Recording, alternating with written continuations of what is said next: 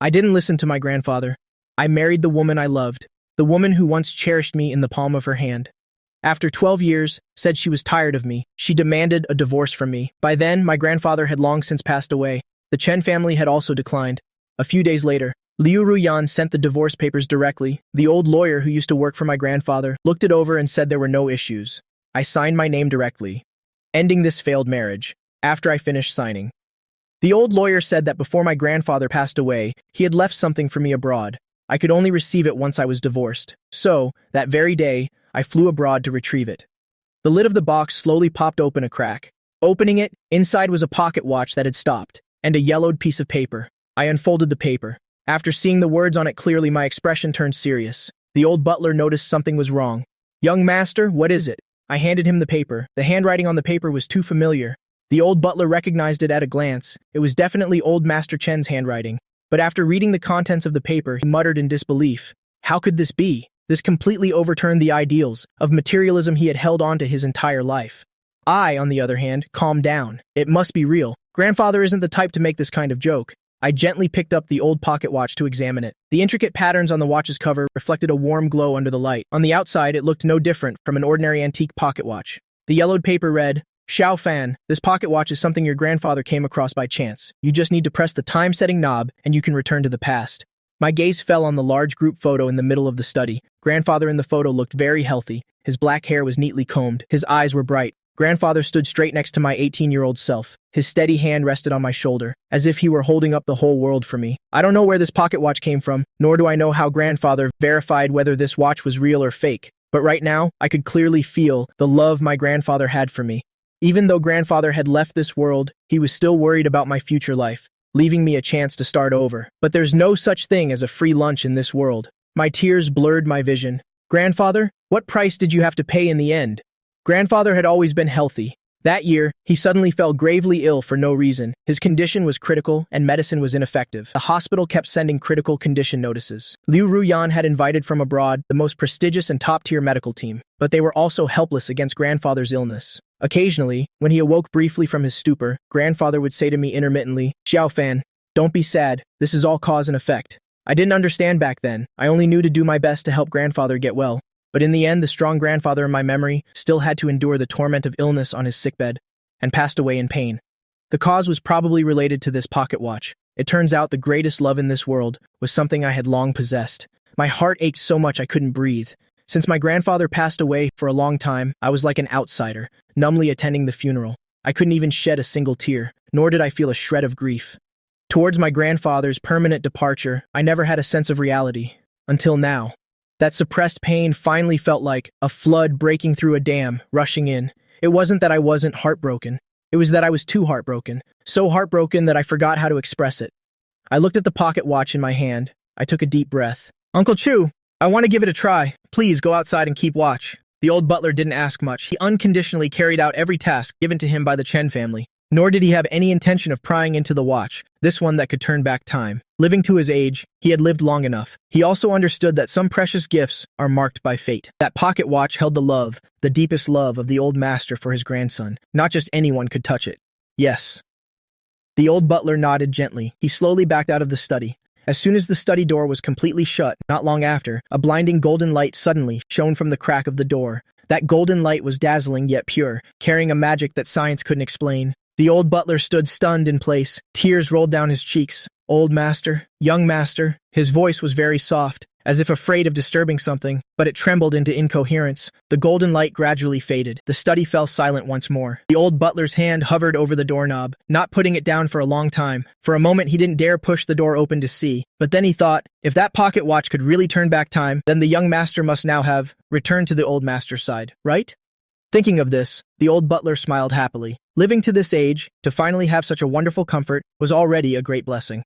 A long time later, there was still no sound from the study. The old butler raised a trembling hand. He gently knocked on the thick wooden door.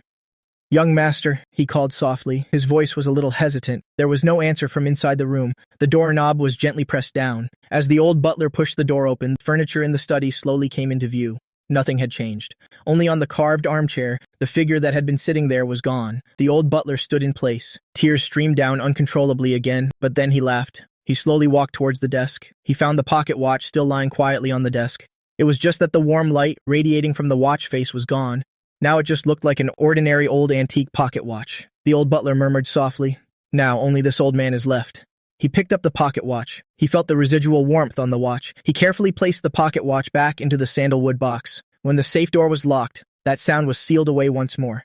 He destroyed all the papers grandfather had left behind. Then he had someone take the divorce papers that I had signed to Liu Ruyan. After everything was settled, the old butler took one last look at this manor full of memories.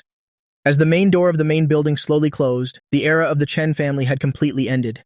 The golden light in front of me made me shut my eyes.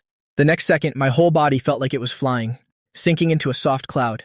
When I opened my eyes again, before me was a room both strange and familiar. It was the penthouse apartment I stayed in when I was studying abroad that year. I searched for my phone from memory. When I saw the date clearly on the screen, my heart pounded. I had returned to when I was 18. I suddenly remembered something. I hurriedly grabbed my phone to call grandfather, but hung up as soon as it connected. It was still late at night back home. I couldn't disturb grandfather's sleep. But not long after I hung up, the other end called back. Uncle Chu's voice came through the phone. "Young master, is something wrong? The old master is already asleep." Hearing the familiar voice, I still hadn't completely recovered from my grief. Tears welled up. I choked up, unable to speak. Hearing the crying, Uncle Chu immediately became tense. "Young master, why are you crying?" I said through sobs. "Uncle Chu, I want to go home. I want to go home right now." The voice on the other end of the line suddenly sharpened. "Did someone bully you?" It's no wonder Uncle Chu thought that. Since entering puberty, I had become particularly rebellious. I insisted on studying abroad. Not even grandfather could stop me. Over the years, I rarely returned home. Even though grandfather missed me a lot, he couldn't bear to make me unhappy. He had no choice but to let me go. I wiped my tears. My voice trembled. "No, nothing. I just miss grandfather. I want to come back right now." Uncle Chu clearly breathed a sigh of relief. "All right, you'll arrange it right away. The young master has really grown up." After hanging up, I quickly emailed my professor to request a leave of absence, then rushed straight to the airport. The private jet landed smoothly on the private airstrip of the Chen family manor. Uncle Chu had been waiting for a long time. Seeing the plane come to a complete stop, he quickly approached. "Young master."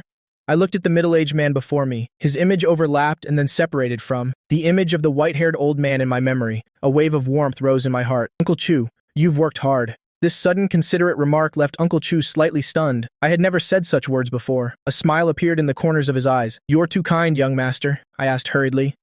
"Grandfather isn't awake yet, right?" Uncle Chu replied. "The old master doesn't wake up until 8 o'clock. Grandfather's routine is very regular. It's been the same for decades. Nothing can change it." Hearing that, the corners of my mouth couldn't help but curve up. "How has grandfather's health been lately?" Uncle Chu opened the car door for me.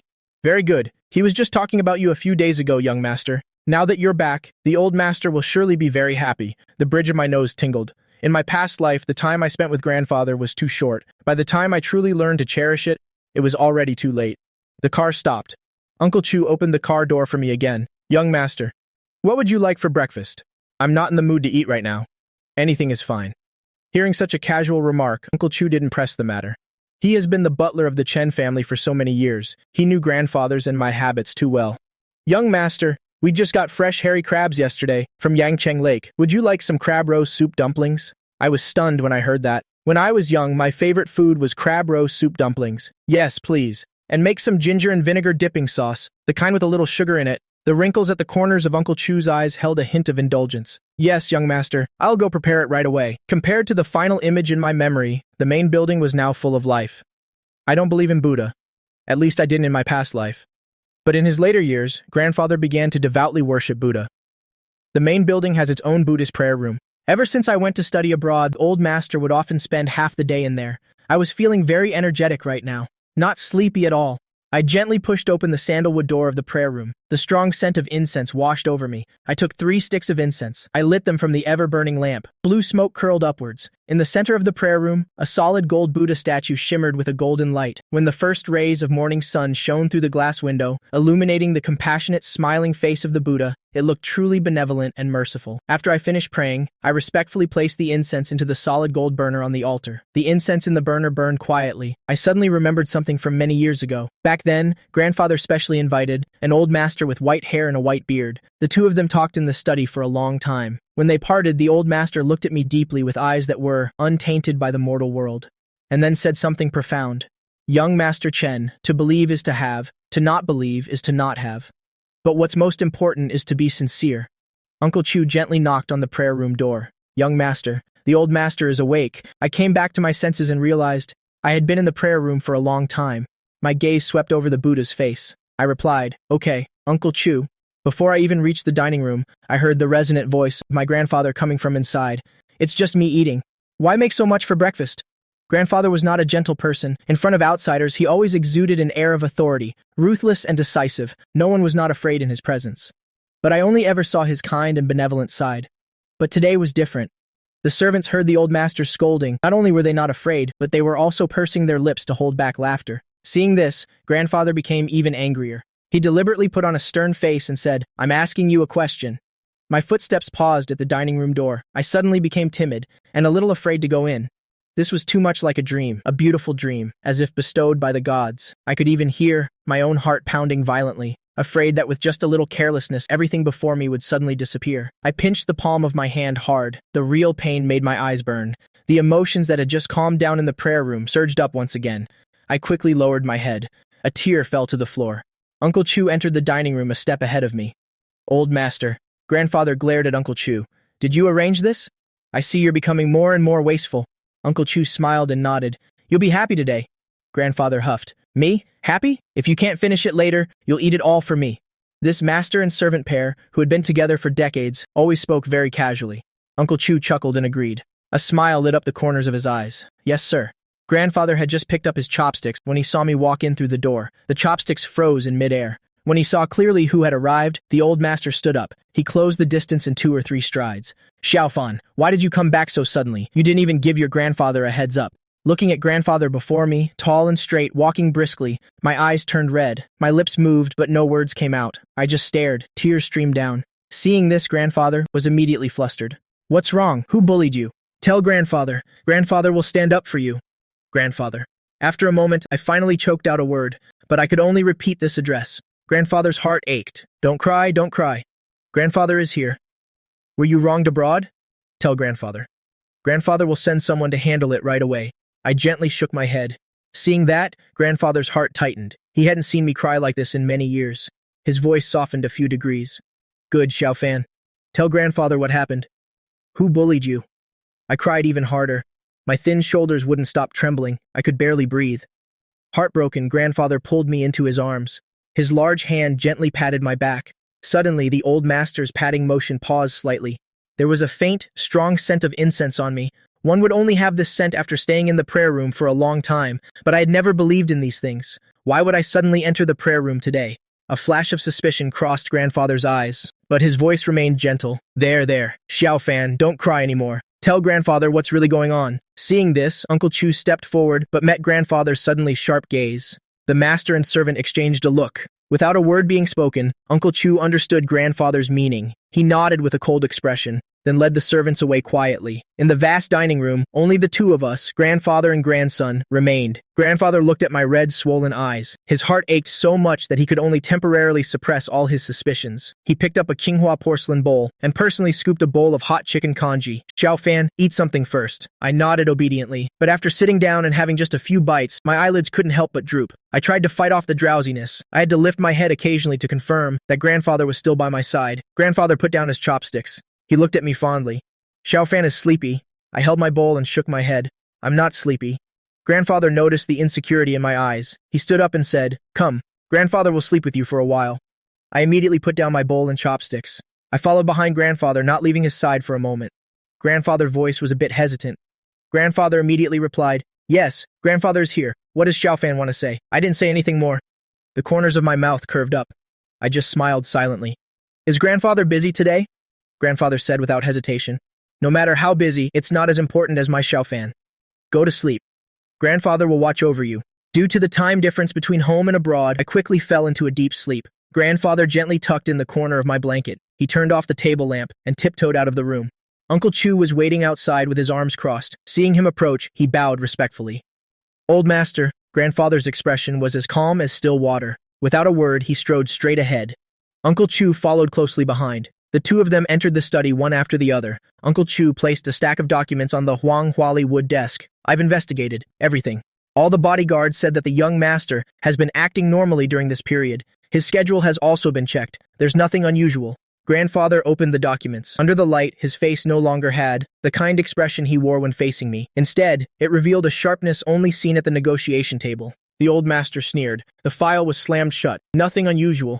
Why would that child cry like that? Shuju lowered his head in silence. Grandfather's voice was as cold as ice. That batch.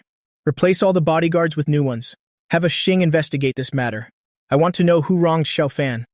The foundation of the Chen family is much deeper than what outsiders see. Here, behind this commercial empire, nurtures a group of people who cannot see the light. Yes. Shuju nodded in agreement. Wait for the young master to wake up. You should ask him yourself. Grandfather nodded slightly, stood up and walked towards the Buddhist prayer room, and saw in the incense burner. The ashes of these 3 newly burned incense sticks were still warm. They were clearly lit not long ago. The old master stared at the lingering blue smoke, his brows furrowed tighter and tighter. Even though I slept very deeply, I still felt tired. The dim light in the room made me, for a moment, unable to distinguish between dream and reality. I've returned to my 18-year-old self, an 18-year-old body, an 18-year-old's room. Could all of this just be because I miss grandfather so much that I'm hallucinating? A heart-wrenching palpitation seized my heart. Young master.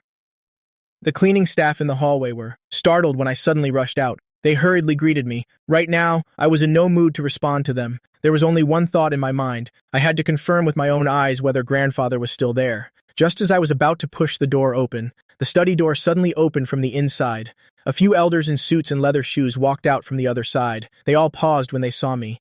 Then they broke into kind smiles. Young master. They were all founding members of the Chen Corporation. They were also old friends of my grandfather. In my past life, they had also passed away one by one. I suppressed my ragged breath and nodded politely. Hello, Uncle Xu? Uncle Wang? Uncle Zhang? Oh my, Xiaofan is getting more and more handsome. Director Wang's eyes were filled with the kindness of an elder. You are too kind, sirs. My eyes couldn't help but glance past them, occasionally peeking into the study. The gentleman noticed my distraction. Director Xu clapped Director Wang on the shoulder, teasing. No wonder old Chen insisted on working from home today. Turns out his precious grandson is back. As soon as he finished speaking, a resonant voice rang out from inside the study. You old geezers are blocking my grandson's way. Now get out of the way. Grandfather quickly walked out. He was just over 60 now. He smiled and ruffled my hair. Xiaofan, you're awake? Feeling the warmth of his palm on my head, my eyes began to burn again. I was about to cry again. Seeing this, Director Wang shook his head and said with a smile, Brother Hu is still the lucky one. My girls are never at home all day. They're not as considerate as Xiaofan. Grandfather grunted proudly. Of course, my grandson is naturally the best. The directors burst out laughing. They chatted for a bit more before taking their leave, after everyone had left. Grandfather took my hand and we leisurely walked into the study. Shuju was cleaning up the tea set used for the guests. Seeing this, he stopped what he was doing. Young master. Grandfather sat down on the sofa. His eyes were filled with heartache. Xiaofan, tell me what happened. I looked at my healthy and strong grandfather. An irrepressible sadness welled up inside me. Without waiting for either of them to react, I dropped to my knees. Seeing this, Shuju. His expression changed drastically. He rushed forward to help me up. Young master, before he could finish his sentence, grandfather raised a hand to stop him. His eyes were deep and profound, suppressing the urge to help me up immediately. Shuju stood to one side. His lips moved, but he remained silent. Sometimes people like me need such rituals to release our emotions. We need it to confirm the truth. Grandfather, thank you. I've missed you so much. Grandfather's expression remained calm as he nodded. Only the veins bulging on the back of his hand revealed his immense inner turmoil. This was definitely not a normal grievance. Something terrible must have happened. Who could it be? Grandfather mentally sifted through all possible enemies. Business rivals, the Chen family's sworn enemies, or perhaps those shadowy forces that operate outside the light. Grandfather slowly stood up. Each step was firm and steady. He helped me up from the floor. Xiaofan, tell me, who wronged you? I took a deep breath. Under the serious gazes of the two elders, I slowly began to tell them about my past life. Grandfather and Shuju exchanged a complicated look, but neither of them interrupted my story. When I finished, I looked up and gripped Grandfather's hand tightly. Grandfather, promise me. Don't look for that pocket watch anymore. I just pray that you can stay healthy and be with me in the future. By the end of it, my voice was choked with emotion again. What second chance? What fate-changing pocket watch? To me, none of it is as important as grandfather's safety and happiness. In the end, I didn't even care about that. Somewhat failed marriage. What mattered most was that grandfather died too soon. Shuju eased the atmosphere at the right moment. Old master. It seems the young master had a very frightening nightmare. Grandfather's expression clearly softened. He gently patted my back. That's right. Xiaofan, it was just a dream. Look, aren't I here, perfectly healthy? Then promise me that you will never look for that pocket watch, I repeated stubbornly. My eyes held an unprecedented seriousness. Grandfather couldn't help but laugh at my childish persistence. The wrinkles at the corners of his eyes softened. All right. I'll listen to my good grandson. Night fell. Only the light in the study remained on. Old master. What the young master said. Before he could finish, Grandfather interrupted him. You personally investigate the Liu family. Grandfather's knuckles tapped lightly on the table, although they had just gently comforted me that it was just a nightmare, but they both had a tacit understanding this couldn't possibly be fake. Grandfather suddenly recalled many years ago, when he invited the old Zen master to read my fortune. Young Master Chen is handsome and elegant, born into wealth and nobility, but after saying that, the old Zen master sighed softly. His romantic fate is complex and fraught with tribulations. I'm afraid his path of love will be bumpy. Just as he was about to ask for more details, he saw the old Zen master's brows suddenly relax, and he said with a smile, but this boy is favored by the heavens. A sudden turn of fortune, a sudden turn of fortune. After that, no matter how, Grandfather asked. The old Zen master would only smile and say nothing. Grandfather muttered to himself, the old Zen master is truly a living Buddha. Shuju's expression grew serious. You'll get on it right away. As for the pocket watch the young master mentioned, find it, Grandfather said decisively. Without a hint of hesitation, he had promised me he wouldn't look for the watch, but this matter was of great importance. He had to plan ahead. Shuju received his orders and went to investigate that very night. Grandfather sat alone in the bright study, staring at the thick, unyielding darkness outside the window. His expression grew even more profound. He knew better than anyone that he couldn't be by my side forever. Someone had to continue to support me. He only had this one grandson. He absolutely had to pave every road for him. Morning sunlight streamed through the floor-to-ceiling windows into the dining room. I was drinking soy milk, when I suddenly noticed something was missing. Grandfather, where's Shuju? Why don't I see him? Grandfather picked up a shrimp dumpling and placed it in my bowl. He said with a smile, he went to take care of something. He'll be back later. Xiaofan, want to come to the company with me? I shook my head and said seriously, Grandfather, I want to find the old Zen master who visited our home before. Grandfather's chopsticks paused mid-air. Why the sudden desire to see the Zen master? My gaze was crystal clear. After experiencing all this, I feel that everything in the unseen world is destined by heaven. I want to seek some peace of mind. Grandfather looked at me for a moment before nodding. All right, I'll have old Lai drive you later. He turned and told a servant to prepare the car. He added, remember to bring a jacket. It's cold and windy in the mountains. I know. Thank you, Grandfather. Not long after Grandfather arrived at the office, Shuju rushed back, placing a stack of documents on the desk. His expression was grave. Old Master, the investigation is complete. The situation is almost exactly as the young master described. A family, like the Lias, dares to not treat the young master well. That Liu Ruyan, let alone marrying the young master. I'm afraid even carrying the young master's shoes would be something the old master would have to consider. There is indeed a Liu family in Jing City. Right now they are just a unremarkable second-rate family. And that child named Liu Ruyan is only 6 years old now, just old enough for elementary school. Grandfather thought of the marriage I described. A cold glint flashed in his eyes. If Xiaofan already feels that marriage is like a chicken rib, something he can take or leave, then this grandfather of his must naturally clear the obstacles for his grandson, make them disappear from this circle. Grandfather's voice was calm, but it carried an unquestionable authority. No need to be too ruthless, but you must ensure they never have a chance to get close to Xiaofan again. From now on, they will never set foot in high society again. That should be a heavier blow than anything else.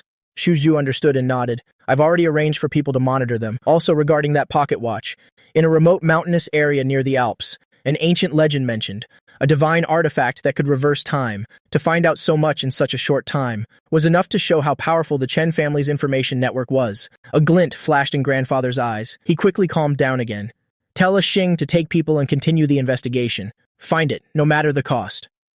Grandfather had been in a high position for many years. He never liked being passive. He always wanted to have all the variables firmly in his own hands. On the other side, I looked up into the lush green forest. The silhouette of an ancient temple was faintly visible. I felt a little surprised. There was no grand mountain gate, nor were there smooth stone steps, only primitive steps carved into the mountain itself, snaking their way up. Young master, Grandfather's assistant walking behind me spoke up. The old master wanted to fund its renovation back then, when the temple's old, mottled fence finally appeared through the dense forest. I was already panting from exhaustion. I walked up and grabbed the slightly tarnished bronze ring on the wooden door and knocked lightly 3 times. Through the wide crack in the door you could see the courtyard overgrown with weeds. Several gray-tiled meditation rooms stood silently, just as I thought the temple was empty. The wooden door opened. A young monk appeared behind the door. The kasaya robe he wore was washed until it was faded. The moment he saw me, a flash of surprise appeared in his eyes. Then his gaze fell upon grandfather's assistant. He put his palms together and bowed. Amitabha, how may I help you, benefactors? He clearly knew grandfather's assistant. The assistant quickly stepped forward to return the gesture. Little master, we are here to see Zen Master Dao Qing. When the young monk heard this, a sorrowful look appeared on his face. He put his palms together and bowed his head deeply. Amitabha, 3 days ago, master passed away. The assistant immediately looked at me, flustered. Go, young master, the old Zen master has. The young monk's eyes suddenly lit up. Is this benefactor the great young master of the Chen family? I mimicked the assistant, putting my palms together in greeting. I am. The young monk bowed his head and said, before my master passed away, he left a message, saying that you would surely visit soon. He specially instructed this humble monk to deliver an item to you. My heart skipped a beat. The old Zen master actually calculated that I would come. Benefactor Chen, please follow me. We crossed through some weeds. The monk took a brocade box from the scripture hall and solemnly placed it in my hands. I didn't open it. Instead, I asked, little Zen master, may I look around a bit? Please, feel free, benefactor. The young monk put his palms together and left. There were only a few rooms in the temple. The stone Buddha statue couldn't compare to my grandfather's golden one. The stove in the kitchen was still the most primitive earthen stove. There weren't even electric lights. I couldn't help but feel admiration. In this era of rapid technological development, there were still people who practiced such an ascetic life. I didn't stay at the temple for long. After I paid my respects to the Buddha statue, our group headed back down the mountain path. Once inside the car, I opened the brocade box. Inside, a single piece of paper lay quietly. On the paper was written a single large character. Goodness, this word could express so many meanings. I seemed to understand. And yet, I didn't seem to fully grasp it. The car slowly started moving. The dense forest outside the window was gradually replaced by modern architecture. The driver glanced at the rearview mirror. Young master, straight back to the manor? I placed the note back in the brocade box and nodded. The car entered the urban area. While waiting at a red light, I watched the strangers passing by through the car window. Suddenly, a loud noise came from the rear of the car. The bodyguard reacted very quickly, shielding my shoulder with one hand. Be careful, young master. Cold sweat beaded on the driver's forehead. He hurriedly stopped the car. I'm sorry, young master. A vehicle hit us from behind. The driver had worked for the Chen family for over 10 years and had never made a mistake. The salary the Chen family paid was very high. Countless people coveted this job. There was just too much competition. He was always cautious and careful. This time the young master was in the car. Yet a car accident still occurred. He didn't want to lose this job. I looked out the window. Many curious passers-by had already gathered at the scene. Quite a few were holding up their phones to film. An electric scooter lay tipped over on the ground. A girl in a bright yellow uniform for delivery was lying on the ground. I couldn't see the specific situation clearly. The assistant immediately unbuckled his seatbelt and got out. Don't worry, young master. I'll handle it right away. The moment the car door opened, I could hear the chatter of the onlookers. Whoa, that's a Rolls-Royce. A supercar worth tens of millions. She's going to have to pay until she's bankrupt this time. The electric scooter is fully at fault. She was going too fast. Can't be helped. Life is tough in today's society. The accident involving a delivery driver rear-ending a multi-million supercar immediately drew a crowd that was 3 layers deep.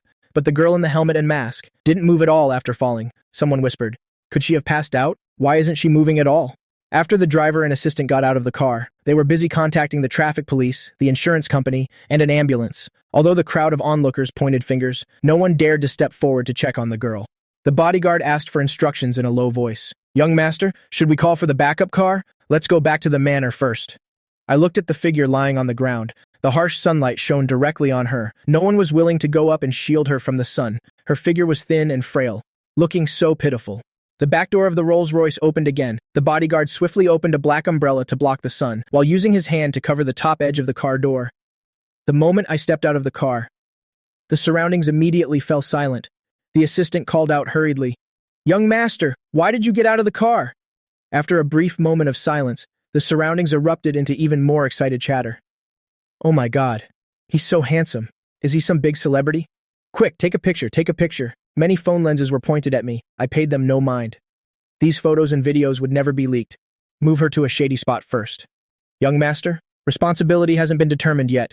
The driver hesitated slightly. After all, it was his car. He had to handle everything properly. The assistant had already taken action. The intersection was quickly cleared. It wasn't obstructing traffic. The curious crowd didn't diminish at all. I curiously observed the girl who was moved under the shade of a tree. Although she was wearing a mask and a helmet, completely covered up, you could still tell her whole face was flushed an abnormal shade of red. Her eyes were shut tight. Her breathing was shallow and rapid. "Bring a bottle of water here." The assistant brought mineral water. He half supported the girl up and removed her helmet and mask. The surroundings immediately erupted in another round of gasps. The girl's sweat-soaked white hair was a mess, clinging to her slightly pale forehead.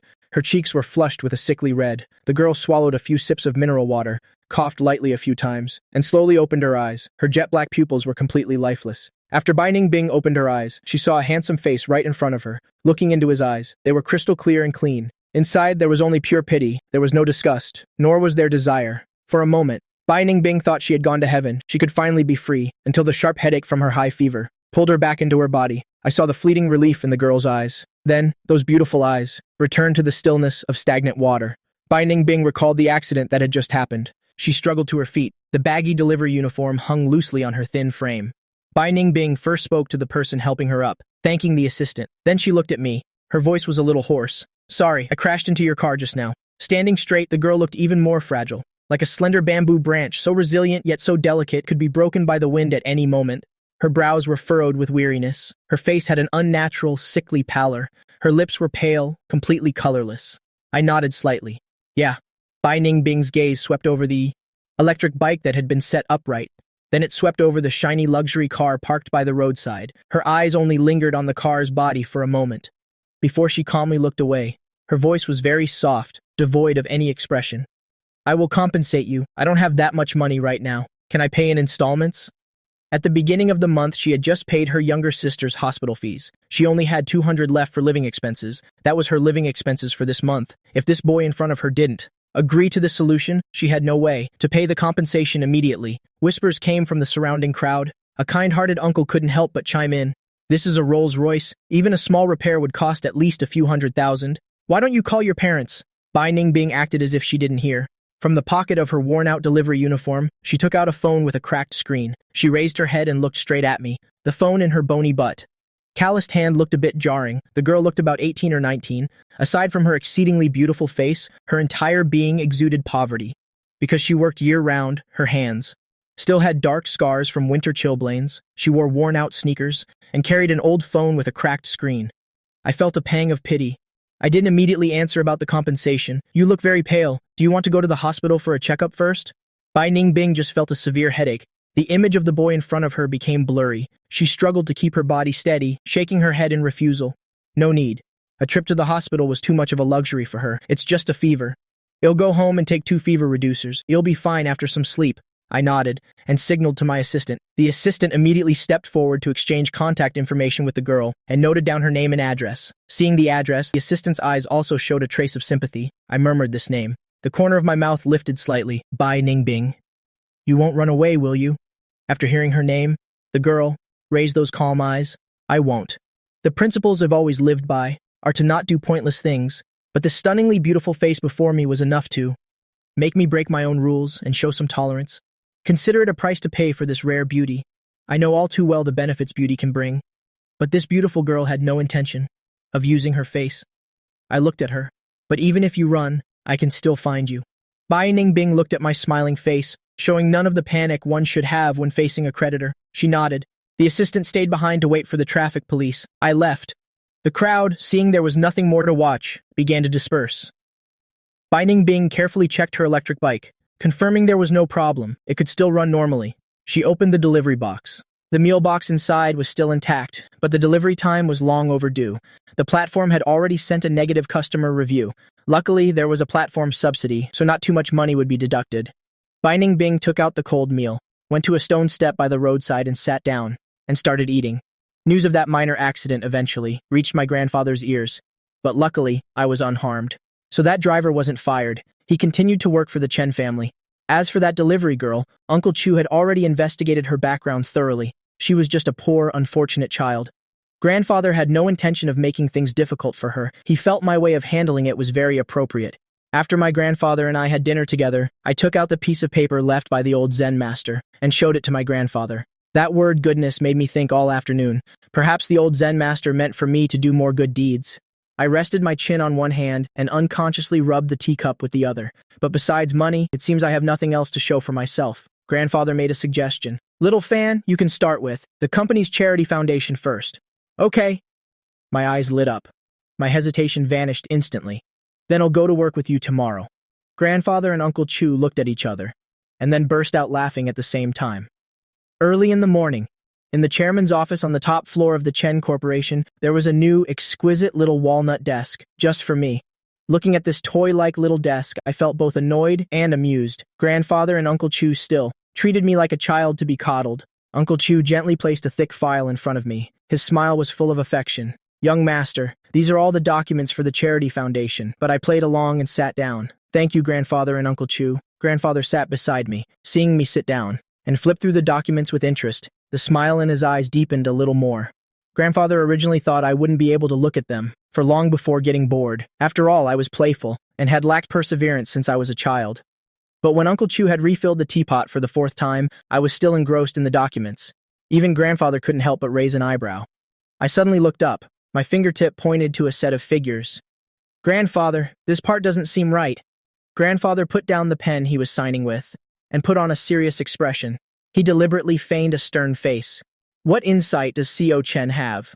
I first let out a laugh at this form of address. Then I said seriously, the charity foundation is allocated 300 million each year, but currently the expenses are only in 3 batches, poverty alleviation supplies and some scholarships. Why is there a request for an additional 200 million in funding? That's a very good question. The old man nodded in approval.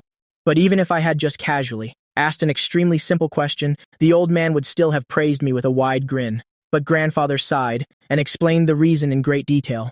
Whether it's those official agencies or a private charity foundation like ours, they all operate on the same principle. Seeing me deep in thought, Grandfather continued to explain. This money is like a sieve. It has to leak a little at each level before it can flow down.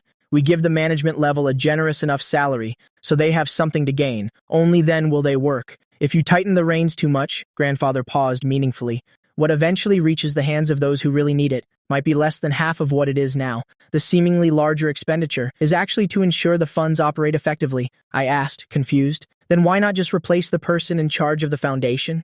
The old man shook his head and took a small sip of tea. A newcomer will just reach out their hand too. No one in this world thinks they have too much money, he added. But, little fan, if the water is too clear, there will be no fish. Some things don't need to be too rigid. Oh, right. The old man raised his teacup and looked at me, mentioning casually, next month, they're sending a batch of teaching supplies to the mountainous regions. Tomorrow, you'll go with the project team to the warehouse to inspect the goods.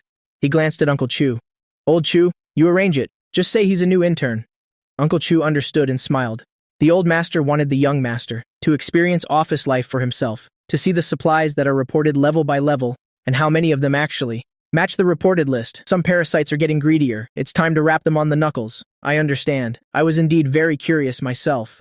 After lunch, the team leader clapped his hands. Everyone, stop what you're doing. Our team has a new intern. Hearing this, the people in the office looked up and glanced at me, then indifferently lowered their heads again. Hello, everyone. I'm the new intern, Joe Fan. Through the mask, my deliberately lowered voice sounded a bit muffled.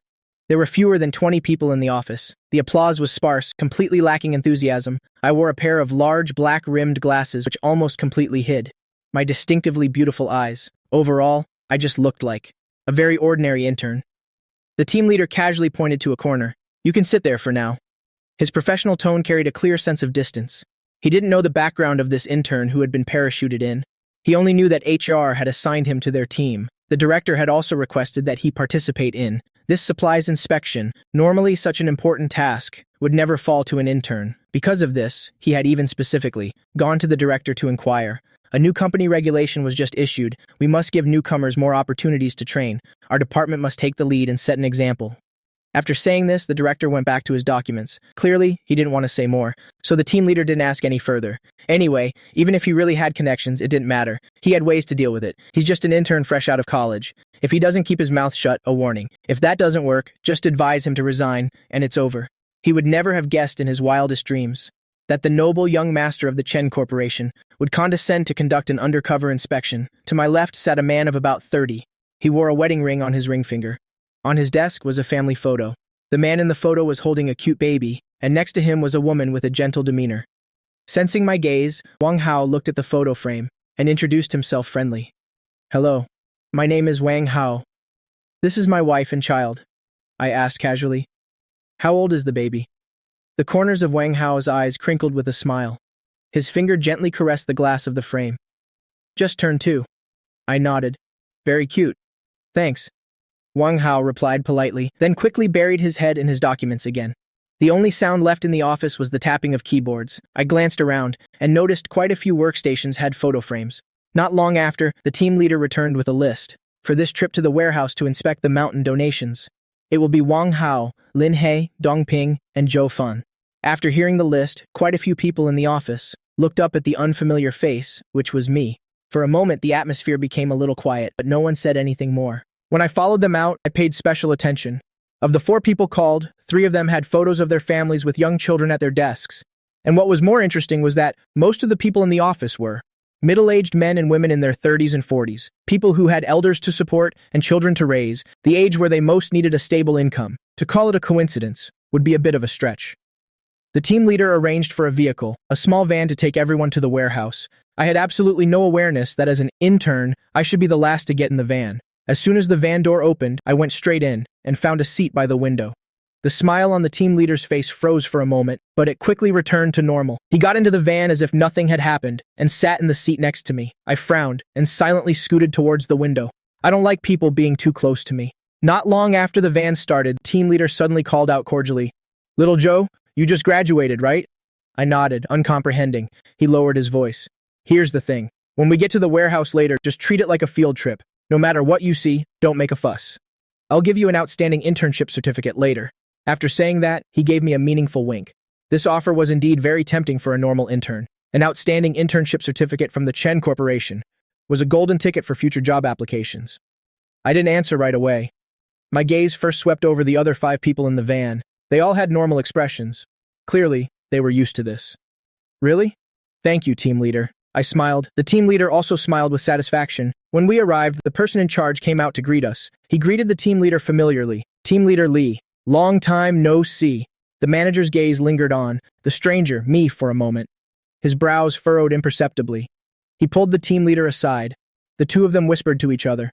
Although I couldn't hear the content from the manager's constant appraising glances, the topic was clearly about me. Not long after, the 2 walked back with their arms around each other's shoulders, with fake smiles on their faces. Let's go. The supplies are all in there. The manager greeted us enthusiastically, but his eyes kept darting towards me. Clearly, even though the team leader had explained, he was still not completely at ease. I followed the team leader and the others into the warehouse. This batch is the donated supplies for the schools in the mountainous regions. The manager enthusiastically pointed at each row. The boxes were printed with the Chen Corporation's logo. Curiously, I walked over to those boxes and reached out, about to open one to take a look. But the team leader quickly stepped forward to stop me. "Ah, little Joe." The team leader grinned, but his voice was very low.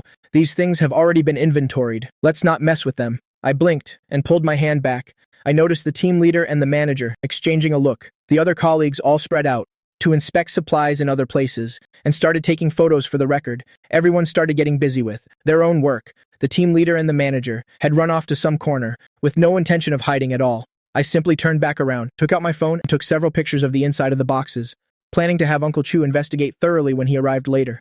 "Hey, what are you doing?" An angry shout suddenly echoed through the quiet warehouse. I slowly looked up, feeling none of the tension of being caught in the act. I only saw the manager rushing over, his face red with anger. Behind him, the team leader was scrambling to catch up.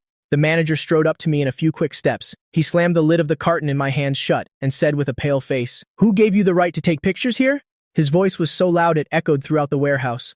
The colleagues not far away heard the commotion, and one by one stopped what they were doing to turn and look this way. I shook my head, my eyes full of innocence. Isn't inspecting supplies part of our job description? I opened the checklist. Here, look, it even says here to take photos for the record. The team leader quickly stepped between us to mediate. He said with a laugh, "Little Joe, didn't we already talk about this in the van?" He reminded me in a low voice. "But you already agreed." "I know." I nodded. My clear eyes were completely those of a student fresh out of college. "Then why are you still taking pictures?" The manager stomped his foot impatiently and said sternly, "Delete them for me now. Do you hear me?" The team leader also chimed in. Yes. Hurry and delete the photos. Let's just pretend this never happened." This was their usual method. If it were a previous student, by now they would probably be scared into a flustered mess, but I put my phone in my pocket and gently uttered 2 words. I won't, the manager said hastily. Do you know the consequences if these photos get out? I tilted my head, confused. What consequences? Could it be that there's a problem with the supplies? The team leader's expression changed. He thought I felt the offer wasn't enough. He lowered his voice and said, how about this? You delete the photos and I'll not only give you an outstanding internship certificate, but he'll also write you a letter of recommendation, and he'll guarantee you a position at the Chen Corporation headquarters. I have connections in the HR department. He said this and even flashed a smile. That implied a mutual understanding with me. Clearly, he felt this offer was tempting enough. Getting into the Chen Corporation headquarters is something that so many recent graduates dream of. But I just shook my head slightly. Quite an appetite you have. The team leader's face darkened a little. His tone also became somewhat harsh. Little Joe, you should think this through carefully. You're just an intern. If you get fired, that stain will follow you for the rest of your life. At that point, forget about getting into Chen Corporation. Other big companies won't hire you either. The manager's face was grim. You better think carefully about the consequences. The company hates employees who don't obey management the most. After saying that, he complained again. It was unclear who he was trying to address. Students these days are so ignorant of the ways of the world. The team leader switched back to a gentle expression and continued. Little Joe, you're still young. It's normal not to understand some worldly matters, but the performance review for a permanent position is starting soon. I still didn't give a clear response. A novel glint flashed in my eyes. I looked at the manager and the team leader, threatening and enticing me in a duet. I'm this old, yet this is the first time someone has dared to use a condescending tone to speak to me. This feeling is quite new. The corner of my mouth curled up unconsciously. The 3 of us remained in a stalemate. Neither side was willing to back down. Chu Fan, why don't you just delete the photos? Wang Hao cautiously broke the tense atmosphere. If these 2 business veterans really hold a grudge against you, I'm afraid it will be very difficult for you in the industry later on. I looked around. My colleagues were either bowing their heads, pretending to look at their phones, or averting their gazes, pretending not to see. They all acted like it had nothing to do with them, in the silence. Only Wang Hao stubbornly spoke up. Actually, he could have just been like the others and remained silent. Perhaps because we had just exchanged a few words. Because of that fragile connection, he still couldn't completely stay out of it. But this was as far as he could go. After all, he still had a mortgage to pay at home, and elders and children to support. He really didn't dare to go against his direct superior. Saying this was already considered doing his utmost, but Wang Hao didn't expect that. This intern would be so stubborn, still showing no sign of backing down, looking at my appearance. He rarely recalled the time when he had just graduated. He too was once full of passion, firmly believing that the world was only black and white. It's just that later, like so many others in the world, his spine was bent by the burdens of life, and he no longer had the sharpness to stand up for justice. The person in charge finally couldn't hold back anymore. He took a step closer. You little brat, making your way in this society. The biggest taboo is meddling in other people's business. Some things, even if you see them, you have to pretend you didn't. Understand? The team leader immediately chimed in. Little Chu, it's a good thing for young people to have a sense of justice, but it's more important to know when to be pragmatic. I suddenly burst out laughing. So what if I insist on meddling in this? The person in charge's expression changed abruptly. He was trembling with anger. All right, old Liu. The team leader hurriedly stopped him. Playing the role of a mediator, he turned his head and said to me with a smile, Little Chu, let's talk things over slowly. How about this? You delete the photos first, and we can discuss any conditions you have later. They didn't even wait for me to speak. When footsteps suddenly echoed from outside the warehouse, Uncle Chu led a few men in black suits. Bodyguards and staff appeared at the door, with solemn expressions and sharp gazes. Behind him was the director of the procurement department, trembling like a leaf. The person in charge and the team leader turned around, and both their faces turned pale. Cold sweat was clearly visible on their foreheads. At the Chen family's headquarters, there was no one who didn't know Uncle Chu, besides old Master Chen himself and the young master who had never appeared. Uncle Chu's words carried the most weight. The shirt on the back of the person in charge was soaked with cold sweat. His mind was spinning, but he couldn't figure out why a small matter like the annual inventory check, which even the department director didn't bother with, would startle Uncle Chu into coming here this time. He tried to force a flattering smile. Mr. Chu, why did you come here in person? Uncle Chu's gaze swept past the 2 of them, first looking me over carefully, after confirming I was safe and sound. He then looked coldly at the person in charge and the team leader. With no intention of answering their question, my eyes lit up. I had never seen this side of Uncle Chu, usually in front of me. Uncle Chu always had a beaming smile. Uncle Chu, when working, stood with his hands behind his back. His entire body exuded an air of authority. He really resembled old Master Chen. He clearly said nothing, nor did he get angry, but the air pressure in the entire warehouse dropped several notches. Wang Hao quietly moved to my side and lowered his voice. You're still young. Some things don't need to be confronted head-on. He glanced towards Uncle Chu. That's Mr. Chu, the chairman's right-hand man. Don't ruin your future because of a moment of anger. I knew he meant well. It's fine. Seeing me like this. Wang Hao sighed and didn't try to persuade me further. Over the years, he had seen too many. Passionate young people have their edges worn down by reality. The person in charge tremblingly took out a handkerchief and wiped frantically. Sweat dripped from his temples. Only then did Uncle Chu speak slowly. Is it hot? Yes. Yes, a little. Mr. Chu? He tried to force a flattering smile. I've booked a private room at the Peace Hotel. I was wondering if you would do me the honor of joining me, but Uncle Chu didn't even glance at him and cut him off directly. No need. From now on, I am taking over this entire place. When the person in charge heard this sentence, his knees went weak. He almost knelt down on the spot. It's over this time. Now forget about salvaging the situation. He didn't even have a chance to send a message. Uncle Chu walked straight ahead. The colleagues on the other side had long since moved far away, afraid of being implicated. Now, only Wang Hao and I were still standing in place. Seeing this, the team leader quickly stepped forward, pointed at Wang Hao and introduced, Mr. Chu. This is an employee from our department, Wang Hao. He deliberately ignored me standing beside him. After all, in his eyes, this unruly intern would definitely be fired after returning. Uncle Chu's footsteps suddenly stopped. Originally, he hadn't paid much attention to this team leader. After all, this kind of thing was all too common in the workplace. But when he saw the other party dare to blatantly disregard me like that, he still couldn't help but get angry.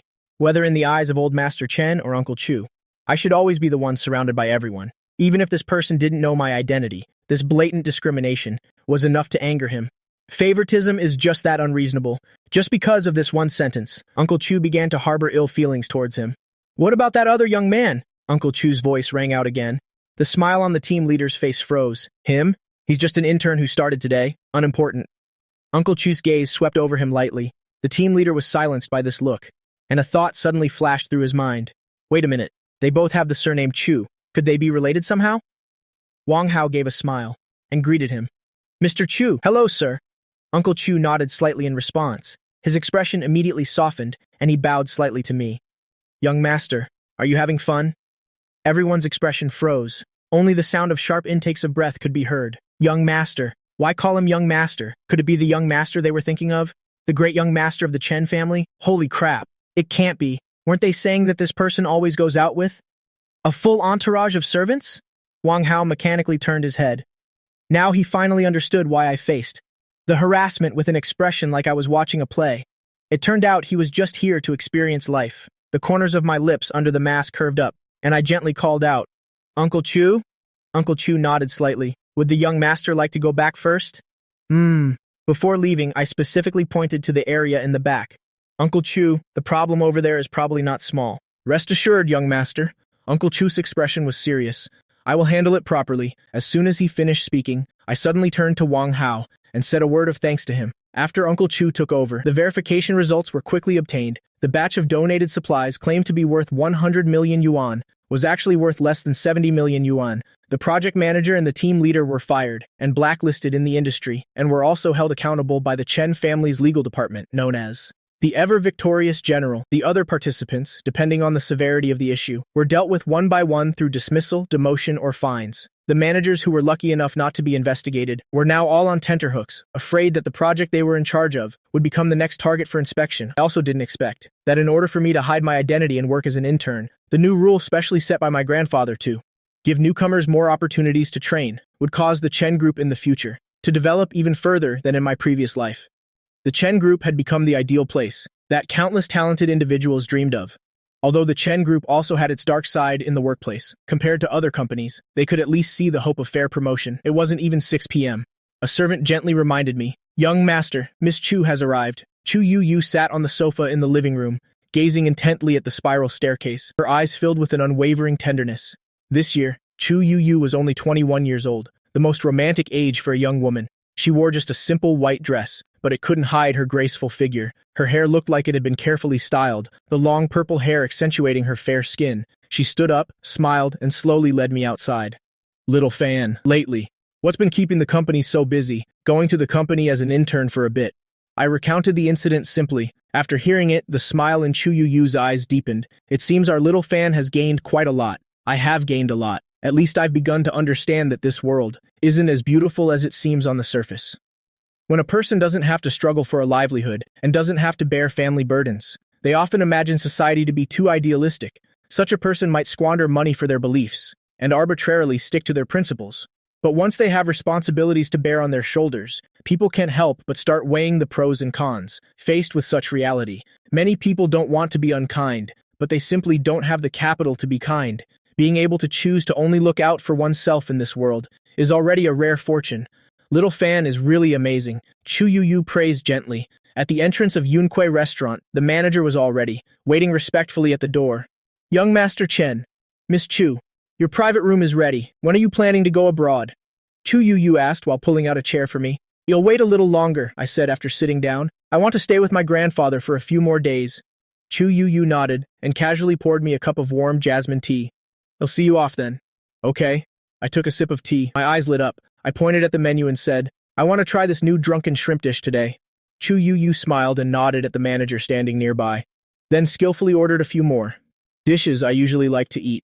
As the manager was about to leave, she didn't forget to add, the shrimp must be cleaned thoroughly, heads and shells removed, and the sauce should be a little sweeter. Just as the waitress bent down to place the dish, I caught a glimpse of a face that was hard to forget after seeing it once. Cold, pale skin, the corners of her eyes slightly downturned, and an expression that showed she was indifferent and uninterested in everything. It's you? I asked doubtfully. Only then did Bai Ningbing slowly raise her eyes. Her gaze was very empty, not a feigned coldness, but a weariness that emanated from her very bones. Her bangs hung messily over her forehead, making her face seem even paler and more distant, compared to the pitiful state she was in when I first met her. This time, the girl was now even more stunningly beautiful. Hello, young Master Chen. Bai Ningbing recited the answer she had learned during training, her voice very soft. Do you need anything else served? After speaking, Bai Ningbing turned to leave, her back slender and fragile. Every one of her movements was very precise, but felt very hollow, leaving only a beautiful shell completing its tasks. Ignoring her, I picked up a piece of lotus root and squinted in satisfaction. Who is she? Chu Yu couldn't help but ask. Oh, she's the one who crashed into my car last time. Now I'm her creditor. I popped a piece of lotus root into my mouth and briefly recounted the car accident. Chu Yu's heart suddenly tightened, setting aside the girl's striking appearance for a moment. The mere fact that I got out of the car myself to handle this matter was unusual enough. Don't you usually hate trouble the most? If it weren't for her normal sexual orientation, even she would be moved by that face, a cold, world-weary expression. If one could make that cold face show any other expression, who knows how many beauties there would be. What's wrong? The sound of me crunching on the lotus root brought her back to reality. Nothing. Chu Yu swallowed the words that were on the tip of her tongue, looking at how I was enjoying the delicious food. She finally didn't ask anymore. Later, when Bai Ningbing came to clear the dishes again, Chu Yu sized her up among the 6 waitstaff. Very striking, but always looking weary, her movements neat but careless, her eyes empty as if covered by a layer of mist. But Bai Ningbing had clearly noticed Chu Yu's scrutinizing gaze. Her voice was very soft. Is something wrong? Miss Chu. Chu Yu shook her head. Nothing. Today was Bai Ningbing's last day working at Yunkui, because of her excellent work performance. Bai Ningbing was temporarily assigned to serve on the top floor today. She never thought she would meet again that angel-like boy. The 6-hour daily shift ended quickly.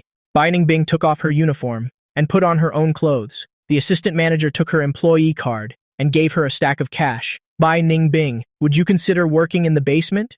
In the basement, there are many customers willing to spend lavishly on beautiful faces. The assistant manager tried to persuade her in a high-pitched voice. You can earn even more than on the top floor. Bai Ningbing shook her head and casually pulled the hood of her jacket over her head, too lazy to even say no. The manager, unwilling to give up, followed for 2 steps. It's just drinking with customers. It's very respectable. Look at you. You need the money so badly. Bai Ningbing had already disappeared. Going home to rest so early?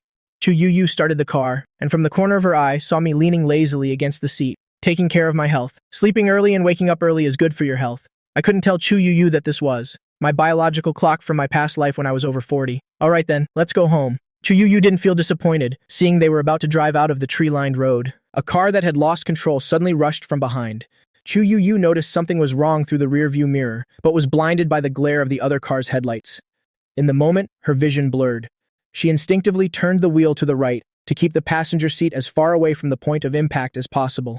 Fortunately, the out-of-control car only grazed their car, before crashing violently into a ginkgo tree on the roadside. The large tree trunk was snapped in half, and the front of the car was immediately mangled and deformed. Bai Ningbing's entire body froze, standing on the sidewalk not far away. After seeing this scene, her pupils began to contract violently, the panic and fear she had tried so hard to suppress, along with the deep-seated despair she dared not face. Bai Ningbing doubled over. Bai Ningbing clutched the front of her shirt. She just wanted to rest for a moment, so her heart would stop throbbing, so the surging despair could temporarily subside. Just for a moment would be enough. She was about to drown in the cold seawater. Could it please stop tormenting her? Chu Yu immediately unbuckled her seatbelt. "Little fan, are you hurt anywhere?" "I'm fine. What about you?" Chu Yu shook her head. "I'm fine too." She turned her head to look at the still smoking car, her gaze turning cold. The security team from Yunque responded very quickly. Arriving in less than 3 minutes, this was just a simple case of drunk driving. That customer left Yunque, already so drunk he couldn't stand steadily, but insisted on refusing the designated driver service. The staff couldn't stop him. They only saw him quickly get into his car, step on the gas, first breaking the garage barrier, and then swerving out onto the road. As soon as Yunque heard that and Chu Yu were also affected by this accident, the manager and assistant manager immediately dropped everything they were doing to come to the scene. When the driver was put into the ambulance, his face was covered in blood, but he was still groaning in pain. Chu Yu coldly watched the ambulance drive away, her expression so dark you could wring water from it. She took out her phone and made a call, her voice suppressed very low. "Follow him to the hospital. Don't let him have it easy." After hanging up, when Chu Yu turned to look at me, her expression softened again. "Were you scared?" This blind drunkard was now completely on her blacklist. If old Master Chen knew that his precious grandson almost got into an accident, he would probably turn the whole city upside down. I shook my head. My gaze swept over the chaotic scene and suddenly stopped on the shadows on the sidewalk. A slender figure was sitting on the ground there. After the manager and assistant manager of Yunque arrived at the scene and saw that both I and Chu Yu were unharmed, their suspended hearts finally fell back into place. "Miss Chu, young Master Chen, are you too injured?" The manager's voice couldn't hide his panic. "Our Yunque will definitely take full responsibility for this matter." I didn't pay attention to the manager behind me, or their frightened apologies, but walked straight towards the shadows on the sidewalk. Bai Ningbing was huddled in a corner untouched by the streetlights, feeling like she was about to die from discomfort. She wanted to take out the lollipop in her pocket to alleviate the symptoms, but her fingers were trembling so much she couldn't find the candy in her pocket. As I got closer, I could only vaguely make out the jawline. That looked very familiar from under the person's hood. The young girl, Bai Ningbing, suddenly looked up. Her unfocused pupils struggled to lock onto my face. I was suddenly faced with that upturned face. Amidst the messy white hair, a pair of moist eyes looked like a pair of beautiful obsidian stones. This exquisitely delicate face, in its suffering, possessed an even more soul-stirring beauty. I was momentarily stunned. Bai Ningbing vaguely felt herself being pulled out of the deep sea. Her dry, chapped lips moved. "Angel." I couldn't hear clearly. I tilted my head in confusion. "Huh? What did you say?" Then I saw Bai Ningbing shut her eyes tightly. She fainted. Her teeth bit down hard on her lower lip, drawing a trace of blood. It was as if she was trapped in a nightmare. It added a touch of alluring color to her otherwise pale lips. "Is this an attack?" I gently poked her cheek with my fingertip. "It's soft." After seeing that the person on the ground was Bai Ningbing, a look of confusion. "Why is she everywhere?" Just then, the person behind me, the vice director, suddenly cried out in surprise. "Isn't this Bai Ningbing? Why is she lying here? She must have fainted." I stood up and reminded them. Chu Yu instinctively pulled me back. Then she took out her phone. The screen lit up, illuminating my slightly somber face. "Should we call an ambulance?" Then they heard me suddenly speak up. "No need." Everyone present was stunned. They looked at me with confusion. They thought Bai Ningbing had accidentally bumped into me. "Are you planning to just leave her here to fend for herself?" "Carry her to the car." I glanced at Chu Yu's car parked nearby. The vice director didn't react in time. My eyes lit up. The corners of my mouth turned up slightly. "I want to take her home." Chu Yu frowned deeply. "Xiao Fan? A person with an unknown background like this? We can just take her to the hospital to get help." But she shut her mouth before she could finish. "In this world, besides old Master Chen, no one is qualified to question my decisions. Not even her." The director and vice director quickly exchanged glances. Both saw the astonishment on each other's faces. Is this poor girl really going to hit the jackpot just like that? The Liu family in Jing City went bankrupt. It was so sudden they couldn't react.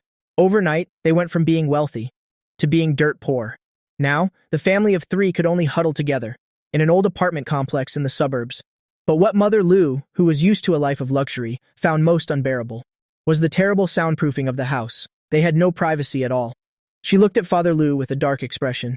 "Didn't you say there was no problem with the capital turnover?" Father Liu slumped onto the old, peeling sofa. All our partners pulled out their capital at the same time. The bank froze our accounts overnight. I didn't even have time to react. Did you offend some big shot? Mother Liu couldn't figure it out either. Who would I dare to offend? Father Liu loosened his tie and gave a bitter smile. For all these years, who haven't I bowed and scraped to? Mother Liu didn't know what to do either. I want to take Ruyan to her maternal grandmother's place. Your mother? Father Liu's eyes widened. Would that greedy woman even acknowledge her granddaughter Ruyan now? She would at least give Ruyan a bite to eat. Father Liu scoffed. Fine, go and see if your own mother opens the door first, or if she calls security to throw the two of you out first. Mother Liu was reluctant. Then what should we do? Are we just going to make Ruyan suffer with us like this? You think I'm not heartbroken? After speaking, Father Liu collapsed onto the sofa. He closed his eyes and pretended to sleep. Mother Liu glared at him and questioned him. You can still sleep at a time like this? Father Liu covered his eyes with his hand. What's the use of talking about this now? Let's just sleep first. We'll figure it out tomorrow. We can only take it one step at a time. This time, it's clear someone wants to destroy us. The Liu family's future was completely devoid of any hope. A detailed report on the Liu family's bankruptcy was placed in Old Master Chen's study. Uncle Chu had dispatched men around the clock to monitor the Liu family indefinitely, especially Liu Ruyan. All of her habits would be recorded one by one for comparison. If the young master could return, then is it possible for Liu Ruyan to return as well? But even if Liu Ruyan really did return, she wouldn't be able to change anything anymore. Old Master Chen had always been meticulous in his work. He wouldn't leave any loose ends. Even before I got home, the news that the drunk driver's family had gone bankrupt arrived, even though I was unharmed. Old Master Chen was still furious. He immediately sent people to handle it. Uncle Chu placed the documents on the desk in front of Old Master Chen. Old Master, we don't need to handle it anymore. The eldest young lady of the Chu family has already handled everything properly. Old Master Chen flipped through the documents. A look of appreciation flashed in his eyes. This child, Yu, she's become more and more decisive these past few years. She has the same air her grandfather had back in the day. Indeed, Uncle Chu said with a smile. I hear she manages more than half of the Chu family's assets now. Her methods are even more ruthless than her father's. The old master put the documents down and suddenly sighed. If only Xiaofan had feelings for her, this child would truly be a good choice. Uncle Chu poured the old master a cup of tea. Miss Chu's feelings for the young master have been obvious to anyone with discerning eyes for years. Forget it. Old Master Chen stood up and walked out. The younger generation will have their own fortunes. Xiaofan's happiness is what's most important. Go prepare some calming soup. Give it to him later to calm his nerves. When we arrived at the manor, Bai Ningbing still showed no signs of waking up. I instructed the maid beside me, put her in the guest room, and get a doctor to examine her. Walking through the long hallway to the living room, the TV was showing the evening news. Old Master Chen had a solemn expression. He was occasionally fingering the Buddhist prayer beads in his hand. Grandpa. I quickly walked over and sat next to Old Master Chen. Old Master Chen's solemn expression immediately vanished, revealing a smile. Xiaofan, you're back. Let Grandpa see. You're not hurt, are you? I'm fine. I opened my hands and waved them in the air, confirming to Old Master Chen that I was all right. Only then did Old Master Chen relax. He let out a sigh of relief. Has Yu gone home? Yes. She asked me to send you her regards. She said she'll come for a formal visit another day. Then we must properly thank her another day. Putting everything else aside, just the fact that when something was about to happen, she chose to protect Xiaofan first, is enough to warrant my thanks. Not long after, Uncle Chu came in carrying a tray.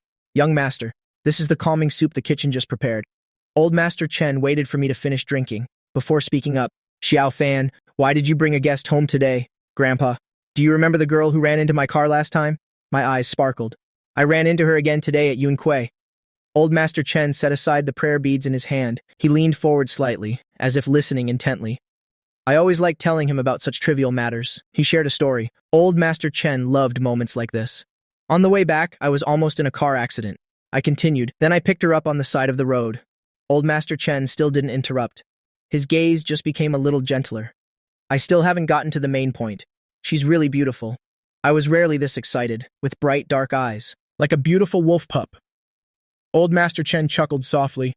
Of course he remembered the girl named Bai Ningbing. The photo in the file at the time was indeed breathtakingly beautiful. Old Master Chen understood my meaning. Xiaofan wants to keep her. I nodded vigorously. As expected, Grandpa understands me best. The old master naturally had no intention of refusing, as long as it's something I want. I've never failed to get it. When we arrived at the guest room, the doctor had just finished checking Bai Ningbing's condition. The preliminary diagnosis was a very severe anxiety disorder, with moderate somatic symptoms having already appeared. It was probably caused by some kind of stimulus that triggered an acute attack. A stimulus. I recalled the moment that car crashed into the ginkgo tree, making a loud noise. Was it because of the car accident or a fear of loud noises? The girl on the bed had a peaceful face. Her brows had relaxed, but her face was still completely devoid of color. I frowned slightly. I don't like this version of Bai Ningbing. She's not as beautiful as before. How do we treat this illness? The doctor's expression was extremely serious. If this kind of psychological illness isn't treated in time, the symptoms will only continuously worsen, judging from the symptoms. She lacks professional psychological treatment, and she hasn't used medication to control it. The doctor pushed up his glasses. His tone was grave. I recommend immediately taking her to a professional medical facility for a comprehensive examination. My gaze rested on Bai Ningbing's pale face for a moment, and I nodded in agreement. Someone immediately went to make arrangements. Bai Ningbing was sent to H that same night, the best private hospital in the city. I went to the study. Old Master Chen was still reviewing documents. I stealthily opened a crack in the door. Old Master Chen glanced over discreetly. The corners of his lips quirked up slightly, but he didn't say anything. I went to Uncle Chu's side and asked in a low voice, "Uncle Chu, have you investigated Bai Ningbing's background?" Uncle Chu, who was waiting by the door, understood immediately. He also lowered his voice. "It's already prepared." Young master, the old master indeed guessed that the young master would come for Bai Ningbing's file. After taking it, I discovered that Bai Ningbing's file was surprisingly thin. Is this all there is? Yes. Young master, Uncle Chu explained. Everything is here. Bai Ningbing's parents passed away early. Her only younger sister is bedridden year-round. Other than that, the social relations column is almost completely blank. This is also one of the reasons the old master is at ease. A person like this is as clean as a blank sheet of paper. I weighed the file folder in my hand. Before leaving, I added one more thing. Please tell Grandpa to rest early. Rest assured, young master. The corners of Uncle Chu's eyes crinkled into a smile. Arriving at my own study, I took out the documents and spread them on my desk. I examined them page by page. I've never kept a person before, but I suppose it's just like keeping a pet. Either you don't keep one at all, but once you decide to keep one. Of course, I must first clearly understand Bai Ningbing's background and habits. In the VP hospital room, when Bai Ningbing opened her eyes, her nostrils were filled with the smell of disinfectant. She assessed her surroundings. To call this place a hospital room, it was more like a luxury apartment. A large bouquet of fresh flowers sat on the bedside table. Her coat was neatly folded beside it. The pocket area was bulging. The money was probably still inside. Her memories of last night were still a bit chaotic, but she knew for sure that the angelic young master had brought her to the hospital. Without the slightest hesitation, Bai Ningbing pulled the IV needle from the back of her hand. A drop of blood immediately oozed from the cannula wound. It trickled down her bony fingers. Just then, a nurse carrying a tray of medicine pushed the door open. Seeing this, she cried out in alarm. "Why did you pull out the needle? You can't be discharged yet." But Bai Ningbing had already walked past her, striding out of the hospital room under the cold, bright lights of the hallway. Bai Ningbing's face was so pale it was almost translucent, but her pace only quickened. Before leaving the hospital, Bai Ningbing went to the reception desk. Her voice was hoarse. "Hello, Bai Ningbing. I'd like to ask how much the hospital bill is." The nurse looked up, and after seeing her face, was clearly stunned. Please wait a moment. I'll look it up right away." Bai Ningbing felt the money in her pocket. Luckily, it was still quite thick. She wondered if this money would be enough for a private room. "I've found the bill." The nurse's voice suddenly became respectful. "You don't need to pay any fees." Bai Ningbing's hand, which was about to take out the money, paused. "Why?" The nurse stood up formally before speaking. "The VIP private room you are in is the Chen family's private room. They prepay all the fees annually. It's kept for them even if it's empty." Bai Ningbing nodded slightly. She turned to leave. "Please wait a moment, Miss Bai." The nurse's words made Bai Ningbing stop in her tracks. The nurse blocked Bai Ningbing's path. Her words brooked no refusal. "You must undergo a full examination. You can only leave after your health check is complete." This was specifically instructed by the person who brought Bai Ningbing to the hospital. But Bai Ningbing had no intention of staying here. She didn't take care of Bai Li yesterday. She had to get to the hospital immediately, just as the two were at a stalemate. A gentle voice came from not far away. "If you are worried about your younger brother, young Master Chen has already arranged for someone to take care of him. You can rest completely assured." His voice suddenly became serious. "Furthermore, before you complete all the examinations, you will not be able to leave this hospital." Bai Ningbing looked over. In her usually empty eyes, there was finally a flicker of some other emotion. "Why?" The doctor shook his head. "This is young Master Chen's instruction. I'm not clear on the other details." Bai Ningbing silently looked at him. She fell silent for a moment. It was unclear what she was thinking. "Follow me." The doctor turned around and walked straight ahead without looking back. She didn't move from her spot. Her fingers, hanging by her side, curled slightly, until she heard the doctor add another sentence. "Young Master Chen said he will personally come to visit you later." Bai Ningbing's gaze flickered. Then she slowly followed him. After all, Chen Fan had helped her so many times. She had to thank him in person. "Your mental state needs Professional intervention and medicinal support. We need to complete the final assessment now. Also, the doctor paused. He tilted his head to look at the slender figure walking parallel to him. You're also malnourished. This sentence successfully made Bai Ningbing's steps falter imperceptibly. She instinctively touched the distinctly protruding bone on her wrist. A wooden sign hung on the clinic door. Psychological counseling room. The doctor sat down in his swivel chair. Then he flipped open the thick medical file next to him to look at it. Have a seat. Bai Ningbing, have you ever had suicidal thoughts? The question was sudden and straight to the point, but contrary to the doctor's expectations. Bai Ningbing gently shook her head. She didn't think about death. She wanted to live more than anyone. Once again, the doctor waited with utmost seriousness. He looked into Bai Ningbing's eyes for a moment. Stunned, he had seen countless desperate gazes, helpless eyes of psychiatric patients, but this was the first time, in such empty and numb eyes, that he saw such a strong will to live. All right, the doctor nodded. Then he lowered his head and wrote something in the medical record. After he finished writing, he apologized to Bai Ningbing. I apologize. I was prejudiced just now. Now let's continue. Can you tell me about the specific circumstances of your most recent breakdown? When others treat you well, what is your first reaction? Imagine your life 5 years from now. What image do you see? The doctor's questions were all very normal, although some questions made her fall silent for a moment, or show resistance. Overall, she was quite cooperative. All right. Thank you for your cooperation. The doctor tore off a prescription slip and handed it to Bai Ningbing. Go to the pharmacy to get your medicine. Bai Ningbing's body stiffened. She slowly reached out to take it. The doctor spoke again. Come back for a follow-up in 2 weeks. Bai Ningbing glanced at the prescription, at the scribbled handwriting on it. She shook her head and turned to leave. She had no money. The doctor saw Bai Ningbing's refusal, but his eyes remained very gentle. He even gave a reassuring smile to Bai Ningbing. Just as Bai Ningbing pushed open the clinic door, 2 well-dressed bodyguards in suits approached. Bai Ningbing's fingers, about to crumple the prescription and throw it away, suddenly froze. One sharp-eyed bodyguard spotted the prescription in her hand and snatched it without a word. You'll get the medicine. It'll take Miss Bai to see the young master now. The other one made an inviting gesture to Bai Ningbing and said seriously, the young master is waiting for you. Before Bai Ningbing could say anything to stop him, the bodyguard going to get the medicine had already quickly left. When Bai Ningbing was brought in, I was still flipping through the health report in my hands. In the lounge, the 2 bodyguards stood on either side.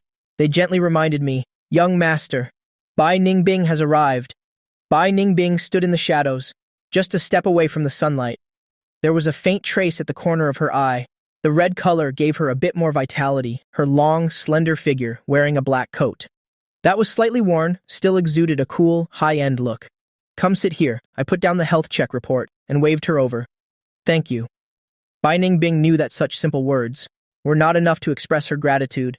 She took that stack of money from her coat pocket. Without hesitation, she placed it all on the coffee table. Then she pushed it towards me, but I didn't even glance at the stack of money. Those clear eyes were still fixed on her. From her brow bone, the bridge of her nose, her lips, trailing downwards. My gaze felt tangible. Bai Ningbing subconsciously held her breath. She normally didn't care about others' gazes, but for some reason it was different this time. This baseless tension was too unfamiliar. This amount of money probably isn't enough. I broke the slightly strange atmosphere. Bai Ningbing subconsciously let out a sigh of relief. I will find a way to pay it all back. You should know, I'm not short on money.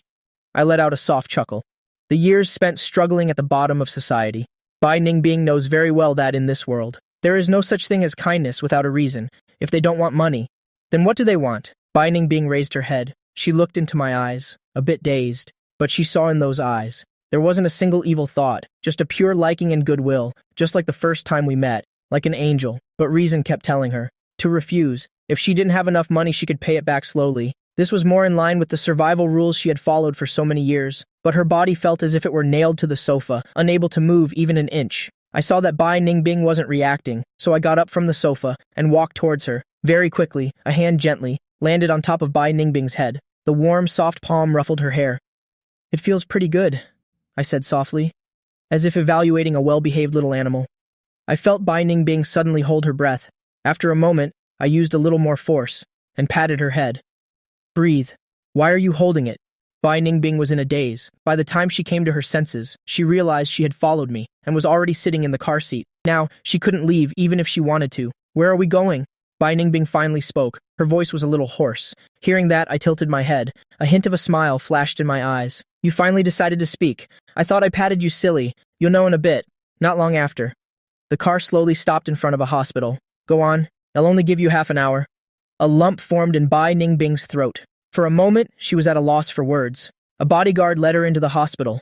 On the top floor, Bai Ningbing pushed open the door and walked in, and the room Bai Li had stayed in before was completely different, cramped and noisy. In the spacious and bright private room, Bai Li was quietly leaning against the headboard, reading a book.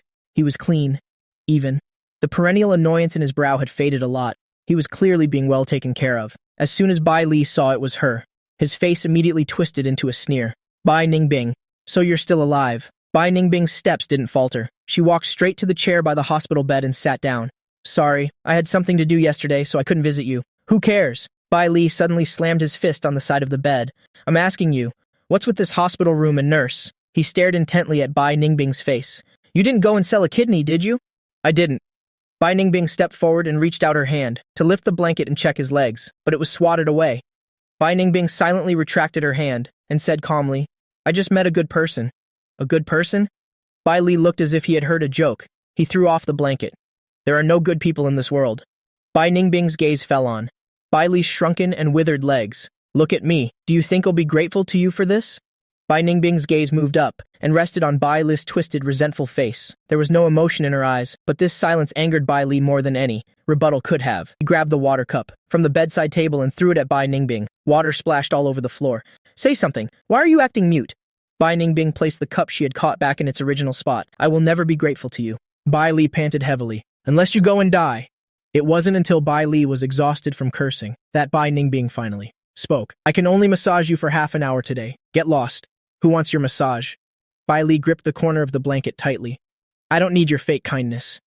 Bai Ningbing quietly looked at his face, which was flushed with an unhealthy red from his agitation. She slowly nodded. The hospital room was very quiet. Nearly half an hour had passed, but no one spoke. Bai Ningbing looked up at the wall clock. The minute hand was about to reach the agreed-upon time. Her voice was very soft. I'm leaving. Bai Li turned his face to the window. After hearing this, not even his eyelashes twitched. Bai Ningbing strode towards the door. When her fingers touched the doorknob, she paused. She turned her head for one last look. Bai Li was still in the same position, unchanged. After Bai Ningbing got into the car slowly left the hospital. I folded the magazine in my hand and suddenly spoke.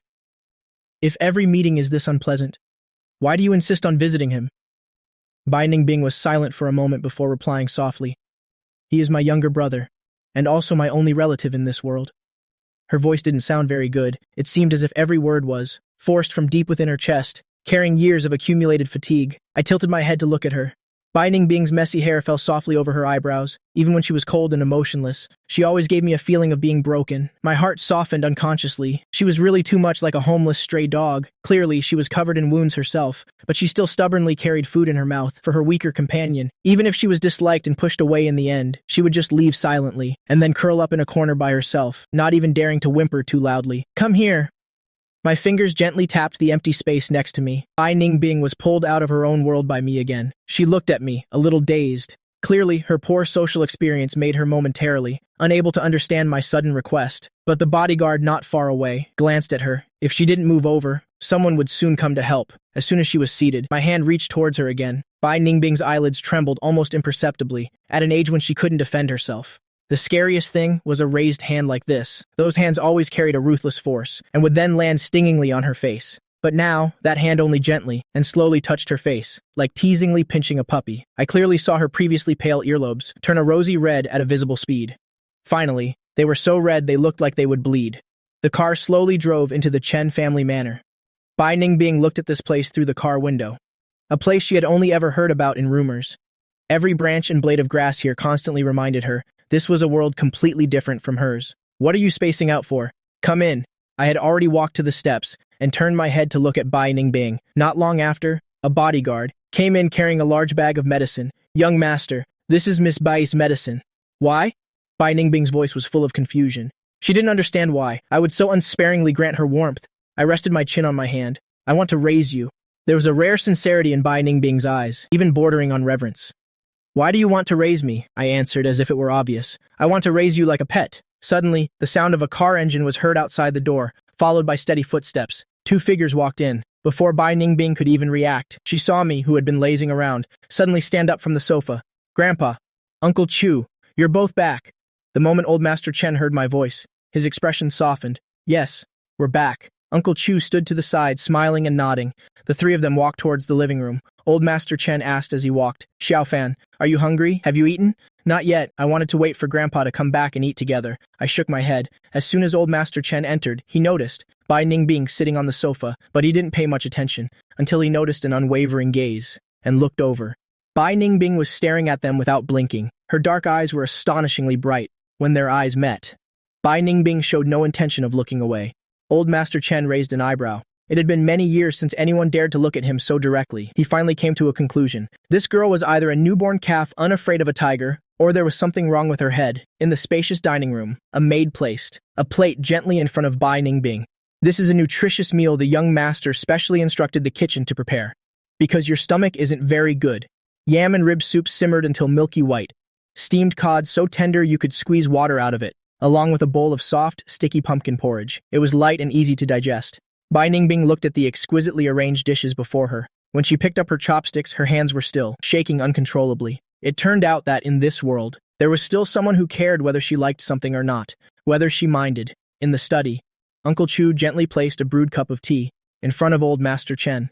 "Old Master, are we really just going to let Bai Ningbing stay by the young master's side?" Uncle Chu finally couldn't help but ask. "You've seen her medical report. What if she accidentally hurts the young master?" Old Master Chen had seen it long ago. Bai Ningbing's file and her subsequent medical reports. Anxiety disorder, borderline personality tendencies, and also post-traumatic stress disorder. These diagnoses also made him uneasy, but one couldn't make sweeping generalizations. Old Master Chen put down his teacup. "I find Xiaofan to be very intelligent. Have you noticed? In that child's bones, there is a stubbornness that would rather break than bend. There are some people, the more you try to bend them, the more they'll fight you to the death." Old Master Chen had seen Bai Ningbing's true nature at a glance. Moreover, Bai Ningbing could, for 10 years straight, care for her paralyzed brother without ever leaving his side. In the depths of Old Master Chen's eyes flashed a trace of loneliness. If his son and daughter-in-law were still alive, then at least after he was gone, there would be someone he could trust to continue protecting his grandson. While these old bones of mine can still move, I must observe that child carefully. Old Master, please don't say that. You and the young master are both blessed people. That's right. There's news from Xing's side. It seems there's a lead on the pocket watch. Old Master Chen showed some interest. You found it? Uncle Chu leaned forward slightly and shook his head. We're still searching, but it should be soon. Bai Ningbing came to the living room again. She had changed into the clothes I prepared for her. Having just showered, her face was flushed from the steam. Even her perennially pale lips had gained some color. She looked unusually soft. I sized Bai Ningbing up for a moment. Not bad. Very beautiful. It suits you. After speaking, I patted the bag placed next to me. I got you a full set of electronic devices. I don't know what you like, so I got you the same models I use. After thinking for a moment, I added, do you want me to get you a desktop computer too? Tiny specks of light glittered in Bai Ningbing's eyes. You don't need to prepare anything special anymore. Can I eat the same food as you every day? I looked at her for a moment, then smiled lightly and nodded in agreement. Of course. Bai Ningbing's heart trembled slightly. She had come a little closer to my world. I waved my hand lazily. Well, I'm going to bed. You should rest early too. Under the moonlight, a dark figure walked out of the main gate, melding into the night. Where is this girl going? Old Master Chen looked at the surveillance monitor on the computer. Uncle Chu pulled up multiple surveillance camera angles. From the direction she's heading, it looks like she wants to leave. Old Master, do you want to stop her? Uncle Chu had already taken out his communication device. Leave?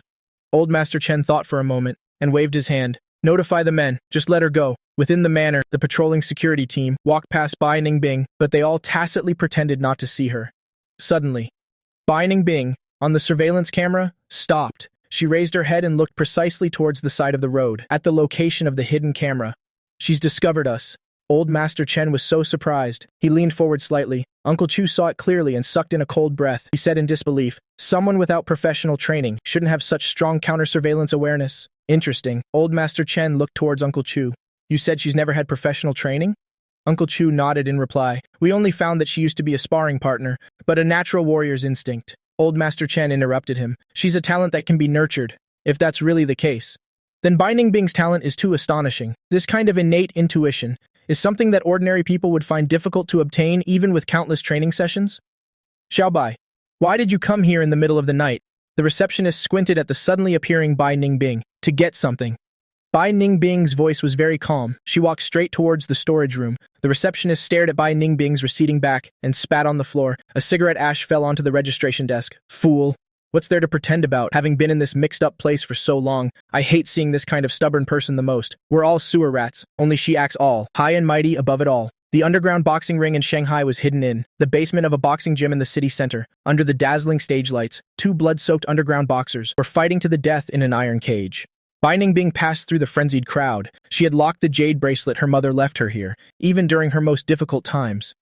Bai Ningbing had never considered selling the bracelet. Besides Bai Li, this bracelet could be said to be another tie she had to this world. Bai Ningbing carefully put the bracelet into her bag and gently closed the locker. This was probably the last time she would come here. Bai Ningbing stopped in front of a heavy, mottled iron door. She cupped her hand and knocked lightly 3 times. "Come in."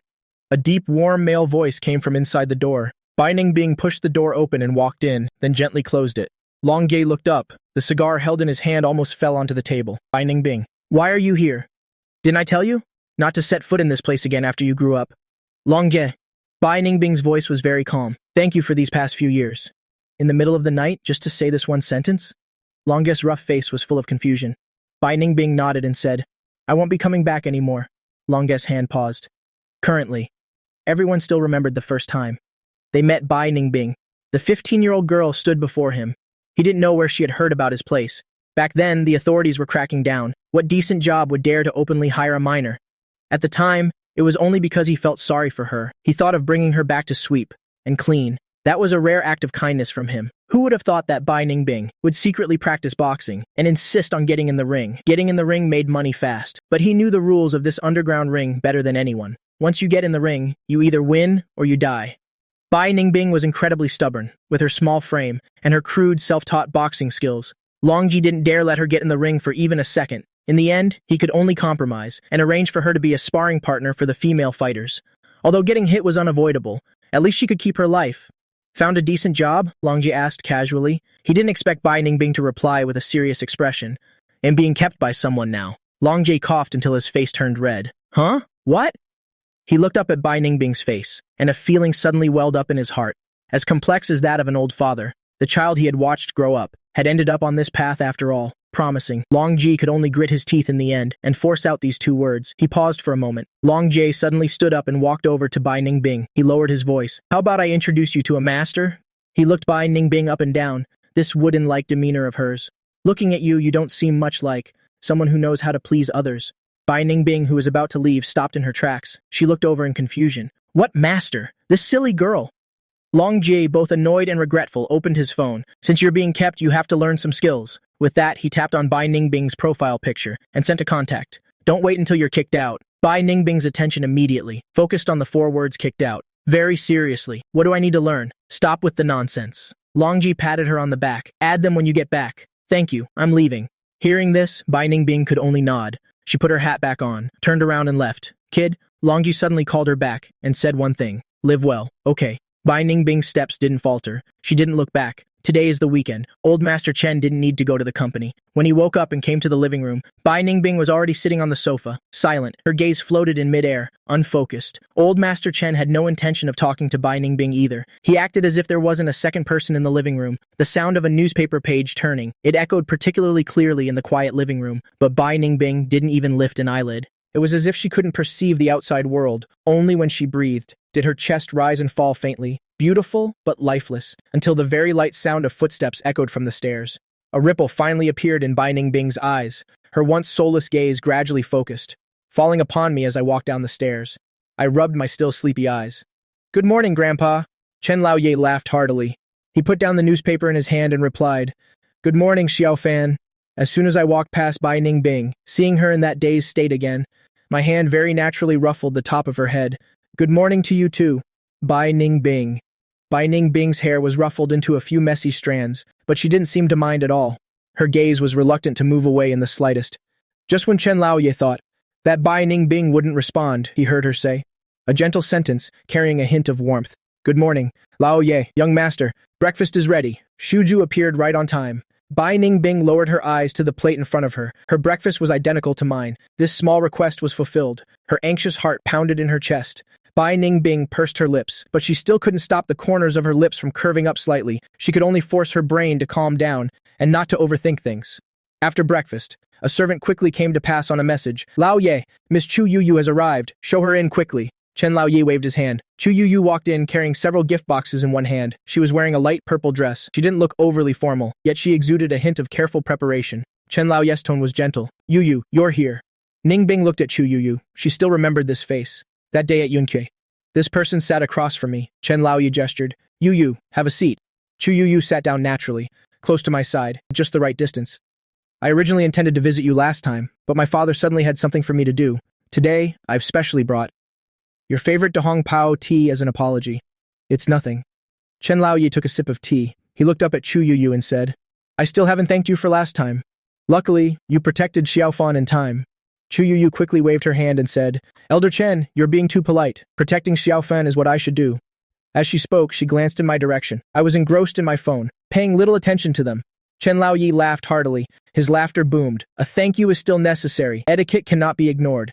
Chen Lao Yi didn't want to owe this favor, and he certainly wouldn't let me, in the future, be controlled by others because of this matter. Chu Yu accepted it with an unchanged expression, the teacup that Shu Zhu handed her, and spoke. Then thank you, Elder Chen. The Chen family's token of gratitude certainly wouldn't just be empty words. The necessary sincerity wouldn't be lacking in the slightest. Specific details would be discussed later by a designated person. The boundaries were clearly drawn. After Chu Yu and Chen Lao Yi finished their chat, the atmosphere in the living room clearly became more relaxed. Chu Yu turned her head to look at me. A gentle smile touched the corners of her eyes and brows. Xiaofan, I remember you said last time you wanted to collect all kinds of raw amethyst stones. Saying that, she took out a velvet jewelry box from her bag and slowly opened it. I just won this purple diamond at an auction abroad. See if you like it. I was stunned for a moment. It seems that at this time in my past life, I was indeed obsessed with the color purple for a while. Thanks. I like it a lot. But if you looked closer, you could see in the depths of my eyes. There wasn't much genuine liking. Chu Yu, you could naturally see it. But she still maintained a gentle smile on her face. As long as you like it. I didn't admire that expensive purple diamond for long, before it was casually placed on the coffee table. Chu Yu noticed this scene. Her eyes flickered, her fingers clenched unconsciously. Bai Ningbing, who had been silent all this time, kept staring at the neglected gemstone. After chatting for a while longer, Chen Lao Yi stood up and said, You kids can hang out together, this old man won't join you. After Chen Lao Yi had left, Chu Yu gently moved closer to me. Her voice was gentle. Xiaofan, everyone heard you're back. They keep saying they want to see you. The weather is nice today too. Do you want to go out and hang out? After hearing this, I looked up and outside. The sun is shining. The breeze is gentle. All right, after I left. In an instant, only the two of them were left. The living room was very quiet. Bai Ningbing lowered her head. Her bangs cast a shadow over her forehead. The shadow happened to cover her eyes. The extremely faint flicker of life she had just now also went with me. As I left, it was drained away. Her entire being returned to that empty, indifferent state. Chu Yu's gaze fell on the stone. The amethyst left on the coffee table. She gently took a sip of tea and spoke casually. Your name is Bai Ningbing, isn't it? Before Bai Ningbing could answer, she continued. We met last time at Yunque. Bai Ningbing looked at her with a calm gaze, but didn't reply. A vague sense of tension spread through the air. Why are you still here? Chu Yu said out of the blue, but Bai Ningbing maintained, an indifferent expression as if it had nothing to do with her. It was as if she hadn't heard the question at all, or as if she had heard it but felt. It was completely unnecessary to answer, being completely ignored like this. The smile that was always on Chu Yu's lips gradually froze. Chu Yu has a gentle temperament, but she was only 21 years old right now. She wasn't as composed as she would be later. I'm talking to you. Young Master Chen brought me here. Bai Ningbing finally spoke nonchalantly. Chu Yu suddenly let out a laugh, kindly reminding her. Do you know what your status is? Bai Ningbing answered calmly. A pet. This answer, on the contrary, made Chu Yu's prepared words get stuck in her throat. She looked at the person in front of her in disbelief. In those beautiful eyes, there was no shame, nor was there any anger. They were so calm as to be almost serene. She used to think someone as beautiful as Bai Ningbing was a person with a beautiful appearance, who would rather starve than use her looks to get money, must be incredibly noble to the bone, but now she just accepted it like that. Chu Yu tried to regain the upper hand. You're just going to accept it? You clearly didn't want to before. Why did you agree now? What's it to you? Bai Ningbing's eyes, looking at her, clearly spelled out these words. Chu Yu's lips moved, unsure of what else to say. In front of this girl of humble origins, she felt an indescribable sense of defeat. When I came downstairs after changing, the two people in the living room were still silent. Bai Ningbing. I looked towards Bai Ningbing and asked, Do you want to come with me? After hearing this, Chu Yu, standing behind me, her expression darkened slightly. Her gaze towards Bai Ningbing was full of warning, but Bai Ningbing didn't even spare her a glance. But luckily, Bai Ningbing shook her head. Just like that, she looked up at me. Can I not go? And what surprised Chu Yu even more was that not only did I not get angry after hearing that, but I instead chuckled and patted Bai Ningbing's head. Of course you can. You be a good girl and wait for me at home. You'll bring back something delicious for you when I return. Home. This word made Bai Ningbing's breath catch. Chu Yu watched their unusually natural interaction and felt a tightness in her chest. Ignoring the fact that there was still an outsider present, she spoke up directly. Xiao Fan, if you want to keep a pet, I can give you a purebred one. No need, I cut her off. I only like this kind. I said I like her. Bai Ningbing lowered her head, wanting to hide the uncontrollable curve of her lips, waiting until their silhouettes disappeared behind the door. Bai Ningbing took out the new phone I bought for her from her pocket. Then she opened the chat app. The screen was still on the chat window with the master that Long Ji had introduced to her. This master was said to have been kept by a sugar daddy for 5 years. She clearly respected Long Ji and sent a long string of messages, as if pouring her heart out to teach Bai Ningbing. The first sentence was, "In our line of work, you have to know your place." This point is very important. Bai Ningbing felt she did this point very well. Then the other person got straight to the point. But the most important thing is to have good technique. You must provide enough emotional value. Bai Ningbing frowned in confusion. Her fingertips scrolled down. Her gaze suddenly stopped on a line of text. Remember, little sister, to capture a man's heart, you must first capture his stomach. After that, Bai Ningbing first stood up nonchalantly and pushed the pink diamond on the coffee table under the sofa, carefully hiding it in the gap of the carpet. After making sure it wouldn't be easily found, she headed towards the kitchen. Bai Ningbing asked very politely, "Excuse me, may I ask if I can learn to cook with you all?" The head chef put down the knife in his hand. "Miss Bai, you're being too polite. Just tell us what you want to learn. The dishes that young Master Chen usually likes to eat." Bai Ningbing's expression was serious, her gaze focused. The head chef immediately understood Bai Ningbing's intention. "Don't worry, Miss Bai. I will get the records of the young master's recent taste preferences for you later." Bai Ningbing nod. "Dead. Is it convenient to teach me now?" The head chef immediately had someone fetch a clean apron for Bai Ningbing. "Of course it is." When I got home, it was almost dinner time. It's really hard for me to adapt to these occasions now, so I casually found an excuse to leave early. Chu Yu was encouraged by everyone to stay. Soon enough, someone couldn't hold back their curiosity. "Miss Chu, what's going on exactly?" "That person in the young master's house. These people really couldn't understand. Chen Fan has just come of age. Why is he already keeping a canary like others? If he were just fooling around outside, it would be one thing, but he brought her home to keep. If it were them, their legs would have been broken by their families long ago." Yet Chen Laoye was very tolerant. Chu Yu listened to the questions from those around her, her usually gentle and elegant expression finally stiffened a little. Someone suddenly tugged the corner of the questioner's shirt. Only then did that person remember. Chu Yu seemed to have liked Chen Fan for many years. The topic came to an abrupt halt just like that. I entered the main building but didn't see anyone. "Where are Grandpa and everyone else?" "They're all at the fishing platform." "Young master," the servant replied. From a distance I could see Chen Laoya and Bai Ningbing sitting next to each other. Shuju stood quietly behind them. All three were intently watching the surface of the lake. No one said anything. Only occasional ripples appeared on the water's surface. "Grandpa," I called out softly. The three of them turned their heads at the same time. Chen Laoye broke into a smile. "Xiao Fan, you're back." I nodded and went to sit next to Chen Laoye. "Did you have fun?" Chen Laoye hoped I could spend more time with friends my age, like before. "It was all right," I replied with a lack of enthusiasm. "They were too noisy." Shuju spoke up and suggested, "Would you like to fish, young master?" I shook my head, looking at the fish bucket placed next to Bai Ningbing. It was still empty. "Have you caught any fish?" Bai Ningbing turned her head to look at me, although reason told her not to push her luck. She still made a request. "I can't catch any fish. Can you teach me?" "You don't know how to fish." In the past, even food and clothing were a problem. How could she have had the chance to experience this kind of time-killing recreational activity? Chen Laoye glanced at Bai Ningbing expressionlessly. He had heard that Bai Ningbing spent the whole afternoon in the kitchen specially preparing dinner for me tonight. Out of consideration for her sincerity, he had kindly sent someone to call her over to fish. As a result, Bai Ningbing sat here for so long without catching a fish, which was fine, but she also didn't say a single word. He really didn't know if this person came to fish or to be in a daze, now that I had just arrived. This girl suddenly knew how to talk again. I shook my head and refused. "If you don't know how to fish, then don't. I brought back cake for you." Bai Ningbing was clearly stunned for a moment. She thought that when I went out and said I wanted to bring back delicious food for her, I was just saying it casually. After Bai Ningbing and I left, Chen Laoyi suddenly spoke. "This child has a good personality. She does more than she says." Shuju nodded in agreement. "Indeed. Besides being quiet, everything else is quite good." Cake was placed on an exquisite plate. Bai Ningbing used a silver spoon to take a small bite and put it in her mouth.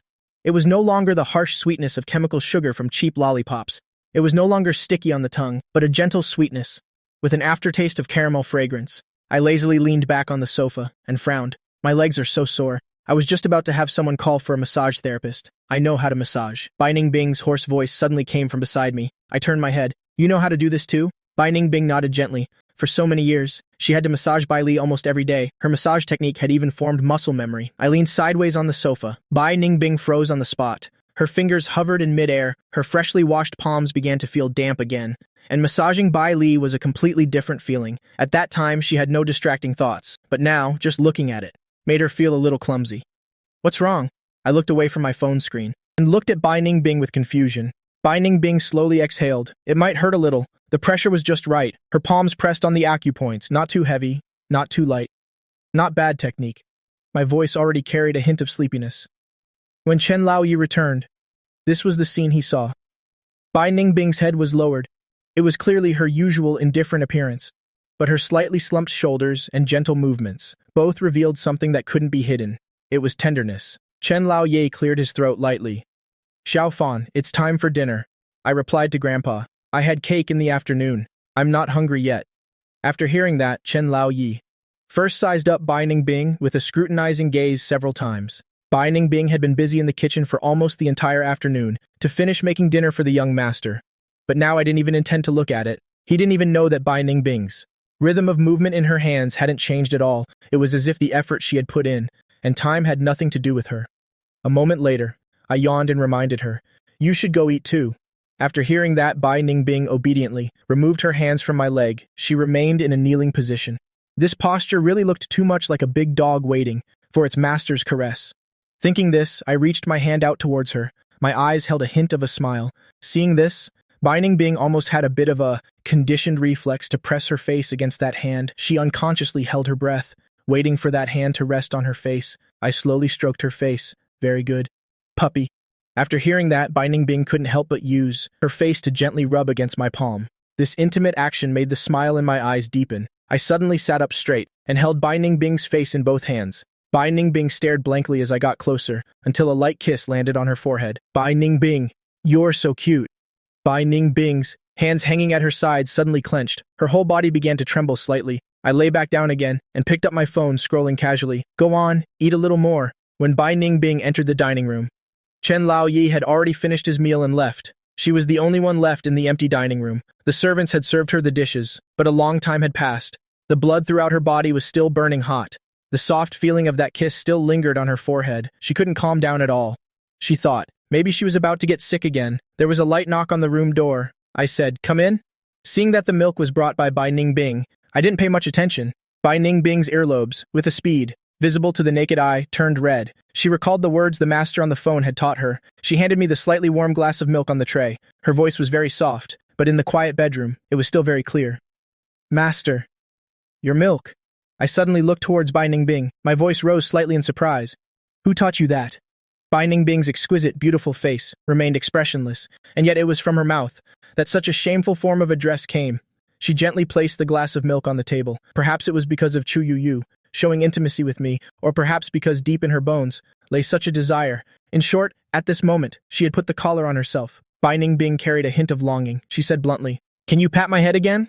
I suddenly blushed. You should go out first.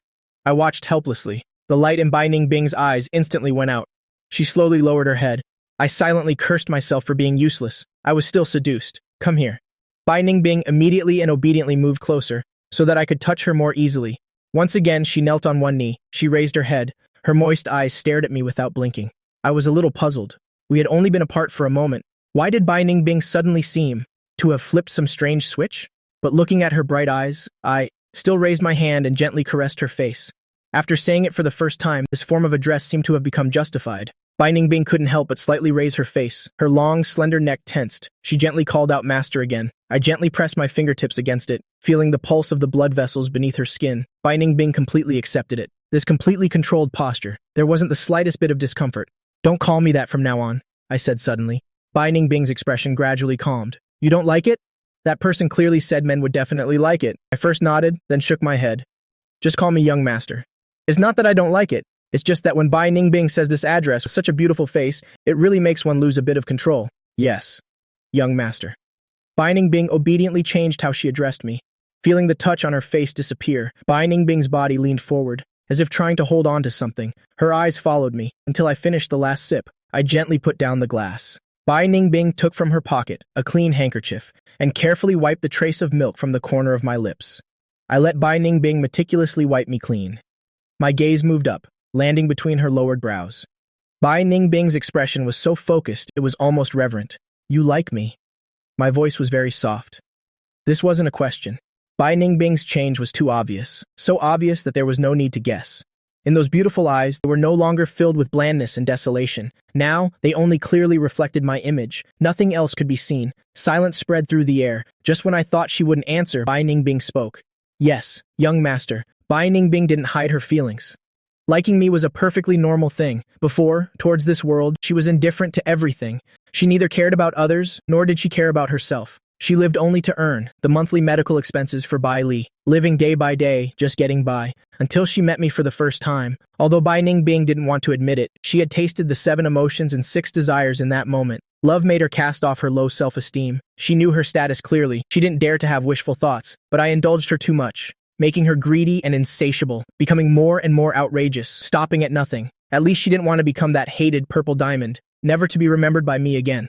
I looked at her for 2 seconds. I neither showed rejection, nor did I show acceptance. I just indifferently averted my gaze and asked a completely unrelated question. Do you take your medicine on time every day? Bai Ningbing carefully folded the handkerchief and put it back in her pocket. She then gently placed the empty glass back on the tray. I drink it every day. I nodded after hearing that. You can go now. The night was late. I frowned in my sleep. My consciousness was drifting. I felt like I was being pulled by some force, gently separating from my body. The surroundings were pitch black. It was so quiet I could hear my own breathing. The darkness before my eyes suddenly cracked open. In the blinding light, I saw Liu Ruyan's enlarged face. Her face was haggard. There were dark circles under her eyes, a rarely seen look of devastation. I froze on the spot. For a moment, I couldn't tell if this was a dream or reality. Then I saw Liu Ruyan reach out to grab me. Liu Ruyan opened the sandalwood box and took out the slightly old pocket watch from inside. Her whole body seemed to exude an unusual obsession. I had been missing for almost a month. Everyone who might have been in contact with me had been questioned countless times. The surveillance cameras at major traffic junctions were reviewed over and over by Liu Ruyan's people. Even the Chen family manor was dug 3 feet deep, but I had just vanished from the face of the earth. There was no ransom call, not a single clue, as if I had never existed. Even Chu Yu had given up the search and turned to oppose her everywhere. Liu Ruyan picked up the pocket watch and examined it closely.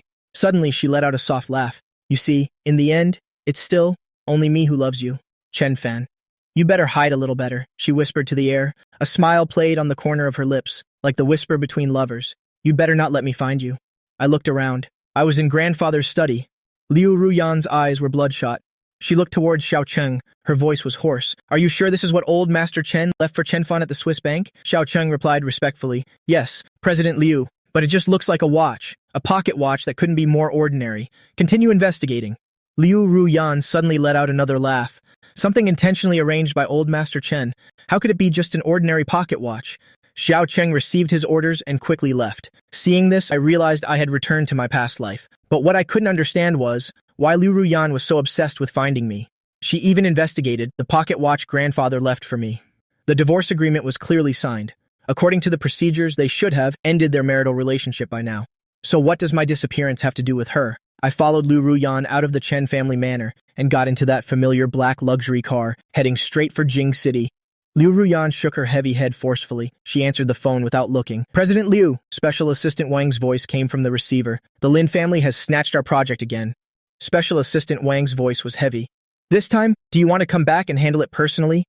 Liu Ruyan was silent for a moment. She let out a long sigh, watching the street scenes quickly pass by the car window. Let him have it. But the board of directors. Special Assistant Wang hadn't finished his sentence when the phone was hung up directly. The car fell into silence again. Liu Ruyan leaned her head back against the seat and closed her somewhat dry eyes. 12 years. In the entire 12 years they were together, this was the first time she hadn't seen me for so long. But the longer she couldn't see me, the clearer the images in her memory became.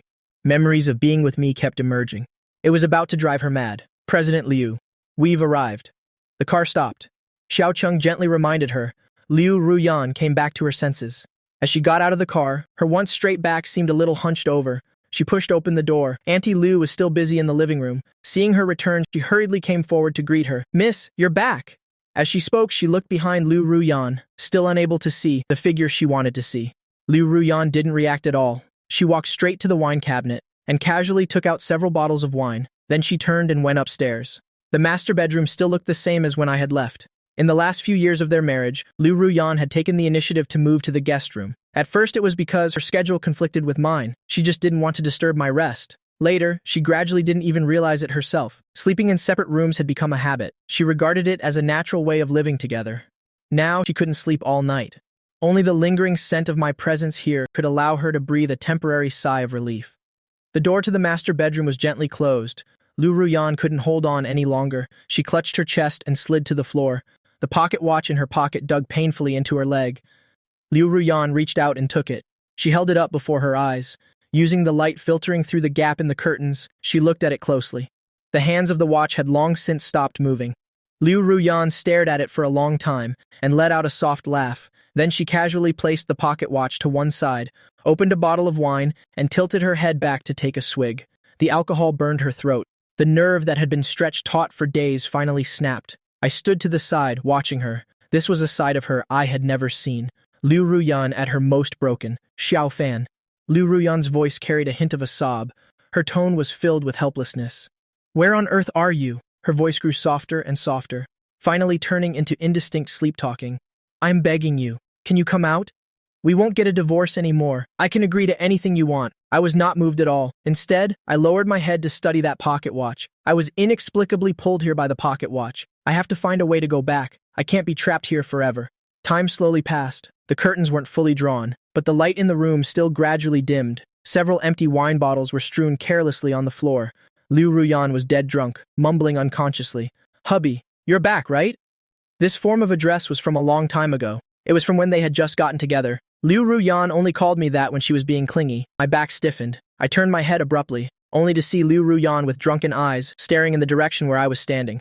Liu Ruyan tried to get up, but she was too drunk. It was hard to control her direction. In the end, she abandoned all pretense and crawled towards me, stumbling. Her eyes were hazy. She kept mumbling nonstop. Chen Fan, Chen Fan." I unconsciously took a step back. Seeing this action of mine, Liu Ruyan's expression changed abruptly. She reached out, wanting to grab me. "You dare to hide from me! You dare to hide from me!" I took a few more steps back. Seeing this, Liu Ruyan roared, completely breaking down. "You are not allowed to hide from me. I won't allow you to hide from me." But just as she was about to touch me, the pocket watch's hands, which had been still, suddenly jumped forward a large tick. The next second, my figure once again vanished into thin air. "Chen Fan, Chen Fan!" Liu Ruyan's eyes widened as if they would split. She screamed and rushed into the empty corner. "Where did you go? Come back. I'm begging you. Don't leave me. We won't get a divorce anymore, okay?" "No." Liu Ruyan stumbled around, searching nonstop. Finally, she could only collapse to the ground in exhaustion and fall into a deep, heavy sleep. Early the next morning, Liu Ruyan suddenly opened her eyes. The memories from last night made her heart start to pound violently. Chen Fan came back. Liu Ruyan rushed downstairs, grabbing Auntie Liu. "Where's Chen Fan? Did he come back?" Auntie Liu was so scared by her appearance that she shook her head repeatedly. "No, he didn't. Impossible." Liu Ruyan pushed her away and searched room by room like a madwoman, but in the end she found nothing. Suddenly, Liu Ruyan seemed to have thought of something. She froze on the spot. The pocket watch. She had been drunk many times these past few days, but I had never appeared. But why? Just when she had just gotten the pocket watch, did I appear? How could there be such a coincidence? Liu Ruyan rushed back to the master bedroom, and trembling, picked up that watch. She remembered very clearly, but now, the hands of the watch, which had been still, had moved forward a large tick. Liu Ruyan stared at the watch face. The corners of her mouth slowly curled up. A nearly crazed joy swirled in her eyes. "I found you," she whispered. "Xiao Fan, President Chu. These are all the recent projects terminated with Sheng Shi." An assistant entered the office holding a stack of documents. Without looking up, Chu Yu pointed at the desk. "Leave it there." "Do you want to continue putting pressure on them?" the assistant asked, standing still. "Tell them, unless they kick Liu Ruyan off the board of directors, this matter isn't over." Chu Yu's voice was very cold. "There are no other conditions for negotiation." The assistant understood Chu Yu's meaning. He nodded and turned to leave, and closed the door. Not long after, the secretary came to knock and announce, "President Chu, President Bai has arrived." Chu Yu paused for a moment, then calmly said one word, "Come in." The door opened. Bai Ningbing came in with something. Liu Ruyan's recent activities in Jing City have been very high profile. This place is about to become a laughingstock. Chu Yu was a little jealous of Liu Ruyan's recklessness. Whether it was when she was young and inexperienced, or now, holding great power in her hands, she could never be like Liu Ruyan, going all in without caring about the consequences. What does President Chu think? Bai Ningbing opened her phone. In an angle that Chu Yu couldn't see, what came into view was a photo of me. It must be related to Chen Fan. Bai Ningbing nodded, then she turned off her phone and placed a folder on the desk. I'm very sorry, we still can't find young Master Chen, but my people have found some other clues. Chu Yu was not surprised. She grunted emotionlessly. Her gaze fell on the folder. Just as Bai Ningbing stood up to leave, Chu Yu suddenly spoke. That piece of land is yours. That piece of land, which could yield hundreds of millions in profit, ended up in Bai Ningbing's hands, which also meant that from this moment on, she had completely established herself in Shang City. But even so, it couldn't make Bai Ningbing show a hint of joy on her face. Her voice was very calm. Thank you. The door was closed again. Silence returned. Chu Yu opened the document and looked at it for a long time. Then the corners of her mouth curved into a smile not seen for a long time.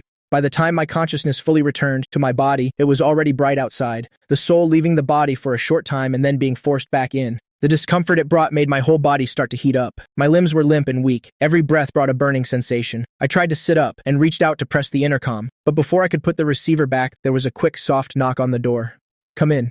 My voice carried a hint of weakness. When Bai Ningbing pushed the door and entered, she saw me half leaning against the pillow, my sick eyes half closed. A completely different appearance from usual. Why are you here? Before I could finish my sentence, Bai Ningbing was already by the bed. She suddenly leaned closer and gently used her slightly cool forehead to press against my burning skin. This unexpectedly intimate action made my eyes widen slightly. At such a close distance, I could clearly see the fine hairs on Bai Ningbing's face and the corners of her lips slightly pursed in worry. Bai Ningbing felt it for a moment before straightening up. She looked at me intently. I've been here all along. My daily routine is very regular. Bai Ningbing waits in the living room early every day, watching for my figure to appear on the stairs. That is the moment she looks forward to most each day. But today she didn't see me, so she just stood outside the door. I didn't feel uncomfortable. Instead, I met Bai Ningbing's gaze and seemed to be in a very good mood. I let out a soft laugh, teasing her. Bai Ningbing, why are you being so forward? Bai Ningbing pursed her lips after hearing this, not knowing how to respond. Her fingers twitched slightly as if wanting to touch me, but she held back and pulled them away. You have a fever, she said with a hint of heartache. The doctor arrived very quickly. After briefly asking about my symptoms, he took a thermometer from his medical kit. 5 minutes later, the doctor finished the examination and put away his stethoscope. Young master just has a sudden high fever. After taking the medicine, get some good rest and drink plenty of water and you'll be fine. The doctor left. The medicine was quickly brought up by a maid. Old Master Chen returned immediately after receiving the news. When he and Uncle Chu hurried to my door, they saw Bai Ningbing standing quietly by the door. Seeing Old Master Chen approach, Bai Ningbing tilted her head slightly. Her voice was very low. The young master is asleep. What did the doctor say? Old Master Chen stopped and asked, his voice filled with unconcealable concern. Bai Ningbing replied softly, 38.2 degrees. He's already taken his medicine. Only then did Old Master Chen feel a little relieved. I'll keep watch. Bai Ningbing seemed to know what he was about to say. Old Master Chen gave her a deep look and finally nodded. This sleep was incredibly comfortable. When I woke up, it was already early the next morning. Old Master Chen and Butler Chu were already in the living room. There was also a doctor next to them. Young master, please let me check you again. The doctor immediately came forward and carefully examined me. Not long after, the doctor finished the examination. Old master, please rest assured. The young master is no longer in danger. The heart that was hanging in suspense for Old Master Chen finally settled down, but he still frowned and asked, Xiao Fan, why did you suddenly have such a high fever? I gave Old Master Chen a smile. Grandpa, let's go to the study to talk. Hearing this, Old Master Chen nodded. He had vaguely sensed that something was unusual. In the study, the scent of sandalwood lingered. Grandpa, last night I was pulled back again, before I could finish my sentence. Old Master Chen's movement to sit down paused. Butler Chu's breathing also clearly stopped. It was that pocket watch. Old Master Chen's brows furrowed tightly. He almost immediately figured out the reason. I nodded slightly. Old Master Chen pondered for a moment. The old Zen master has passed away. In this world, there are too many masters, real and fake, who are hard to distinguish. Even he had suffered losses before. After thinking it over, he said in a deep voice, Xiaofan, you should take a trip to Ganzhou. After saying that, Old Master Chen turned his head to instruct Butler Chu. Go make the arrangements now. Butler Chu acknowledged the order. Just as he was about to turn away, I suddenly spoke up. Butler Chu, I want to bring Bai Ningbing with me. Butler Chu nodded and quickly left. Old Master Chen patted my head. There's an old monk there. He is very old. It's not convenient for him to travel far. Go see him and find out what's going on. Grandpa had already arranged everything. Butler Chu returned very quickly. Young master can depart at any time. Old Master Chen nodded slightly. His eyes were sharp. Tell Xing to act faster. I helped Bai Ningbing into the car. Bai Ningbing didn't ask where we were going. After all, she goes wherever I go. Applying for flight paths for private jets domestically is too slow. And the destination doesn't have an airport, Butler Chu explained while standing beside the car. The high-speed train is the fastest option. He paused for a moment, his tone carrying a hint of apology. I'm sorry to have inconvenienced you. I shook my head, not minding it. I turned my head to look at Bai Ningbing. Have you ever been on a high-speed train? Bai Ningbing shook her head and softly said no. She had never left Shanghai. This small city of Shanghai was her whole world. What a coincidence. It's my first time too. I leaned in close to her and suddenly poked Bai Ningbing's blushing earlobe, smiling like a satisfied cat. It seems we'll be unlocking a lot of first times together. The tips of Bai Ningbing's ears were clearly red enough to bleed, but she stubbornly refused to look away and even nodded in agreement. Seeing this scene, Butler Chu, power, Leslie held his forehead, clearly finding Bai Ningbing's behavior unbearably silly. On the platform, a middle-aged man in a neat suit quickly came forward to greet us. Chen Wei was so excited that his palms started to sweat. He had been working at the Guangzhou branch for so many years, and it was hard to even meet a high-level executive from the headquarters once. Today, he could actually meet the young master in person. Hello, young master. I am Chen Wei, the general manager of the Mingxi branch in Guangzhou. I will be fully in charge of arranging your trip this time. Today, please rest well first. Tomorrow, I will arrange a private car to take you to Yunling Mountain, seeing my indifferent expression. And no sign of objection, he added. The Shen family in Guangzhou knows you are arriving today. They specially asked me to pass on a message. They hope to have the opportunity to act as hosts and hold a dinner banquet to welcome you. What do you think of the Shen families? I thought for a moment. I had some impression of the Shen family. The personal relationship between Old Master Chen and Old Master Shen was quite good. The two families occasionally visited each other. Since they had invited me so enthusiastically, I really should give them face. Do you want to go? I turned my head and asked Bai Ningbing. The beautiful young woman quietly nodded. Seeing this, Chen Wei was secretly surprised. The young master actually asked for this young woman's opinion. Although he didn't know her identity, he still immediately turned towards Bai Ningbing and gave a friendly smile. Bai Ningbing's expression was cold. She didn't spare him half a glance. The Shen family received Chen Wei's reply. Knowing that I had agreed to grace them with my presence, the entire clan began to get busy. Shen Shan, holding a tablet, quickly walked over to Old Master Shen, who was sitting in the main seat. Father, we've already received requests to attend the banquet from over 10 families. They all want to take this opportunity to meet young Master Chen, Shen Shui added. Some of them are indeed hard to refuse. After they finished speaking, they waited for Old Master Shen to make the final decision. After all, the Shen family is rooted in Guangzhou.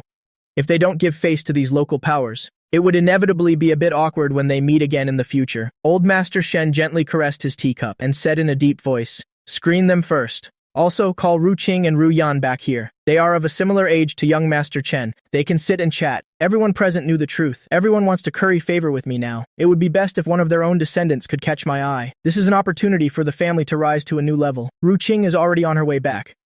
Shen Shan looked troubled. It's just that we can't get in touch with Ru Yan. Shen Ru Yan had always been unconventional. Aside from Old Master Shen's words, she didn't give face to anyone. Old Master Shen signaled to the assistant beside him. You go and bring her back. The middle-aged assistant seriously accepted the order and quickly left. Old Master Shen gave a final instruction. The guest list must be strictly controlled. If something were to happen to me at their place, the consequences would be unimaginable as time went by. The Shen family's courtyard gradually became lively. Shen Ruxin walked to Old Master Shen's side and lowered her voice. Grandpa, aren't these people being a little too blatant? The guests have almost all arrived, just waiting for my arrival. But in reality, most of them had only heard about the young master of the Chen family. They didn't even have the qualifications to meet me once. This time, hearing that I was coming to Guangzhou, all the families were doing their utmost to build connections. Looking at the people brought outside, the young woman knew at a glance what scheme was afoot. A discerning person could see it clearly. It's just a common occurrence. Old Master Shen waved his hand, not minding it. How could he not have such thoughts himself? It's just that the Shen family was the host, so they always had to maintain some decorum.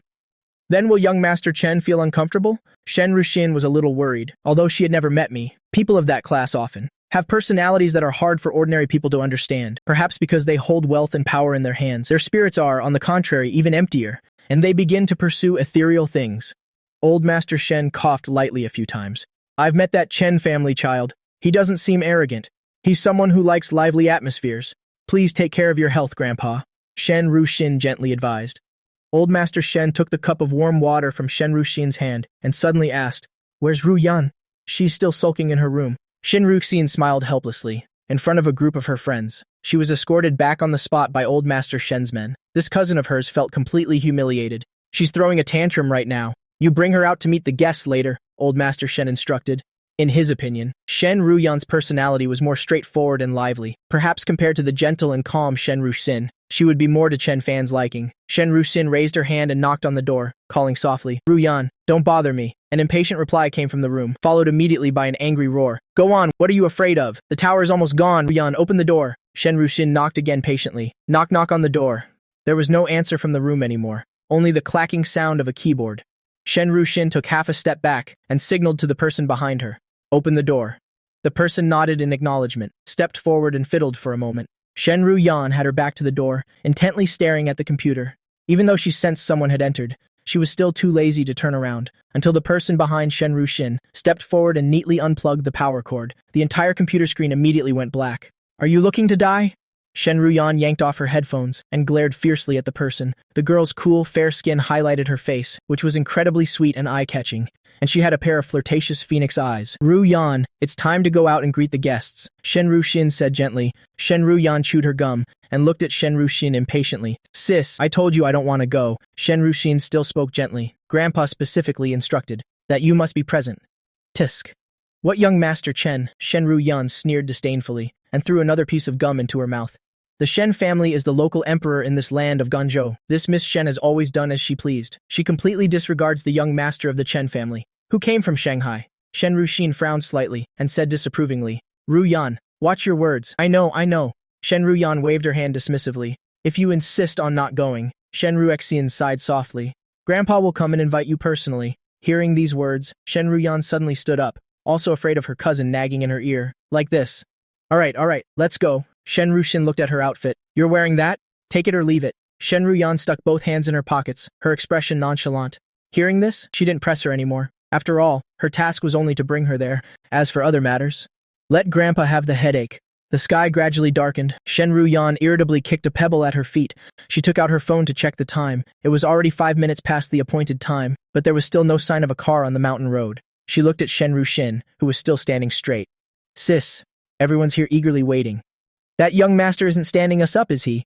"Insolent girl. What nonsense are you spouting?" Shen Shui scolded in a stern voice. Shen Ruyan pouted, too lazy to argue with her father, and took out her phone, opening a game to kill time. Seeing this, Shen Shui was about to get angry again, when 2 streaks of headlights suddenly appeared on the distant mountain road. "They're here," Shen Shan reminded them in a low voice. Everyone straightened their backs. No one paid attention to Shen Ruyan anymore.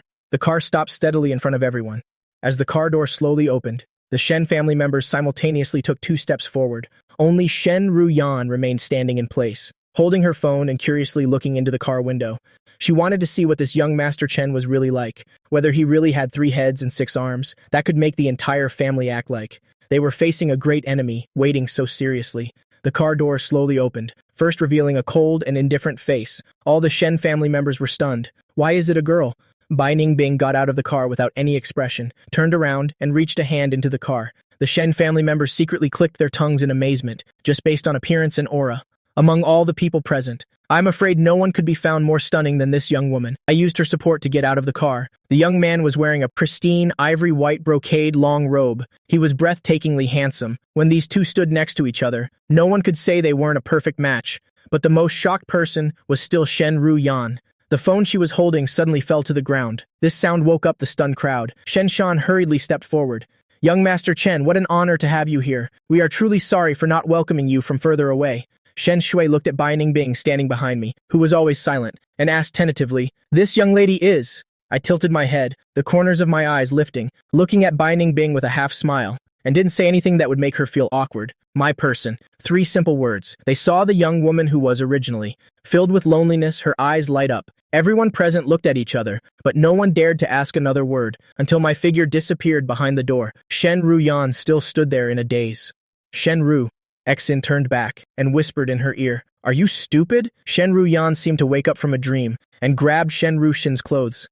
"I think I fell in love with him at first sight." She had lived for 20 years and had never seen such a handsome boy. Shen Ruxin gave her a disgusted look, but didn't expose her daydreaming. Stop daydreaming here. Hurry up and go in. After speaking, she walked inside without looking back, watching Shen Ruxin's merciless retreating figure. Shen Ruyan then hurriedly picked up the phone from the ground and quickly chased after her. Wait for me. What was originally a bit noisy, the courtyard suddenly fell silent. Everyone's eyes were focused on the group of people who had just entered, surrounded by the Shen family members in the center. The two of them were truly too dazzling. Clearly, the person who had just arrived could only be the legendary young master of the Chen family. Most of the guests present were seeing my true appearance for the first time.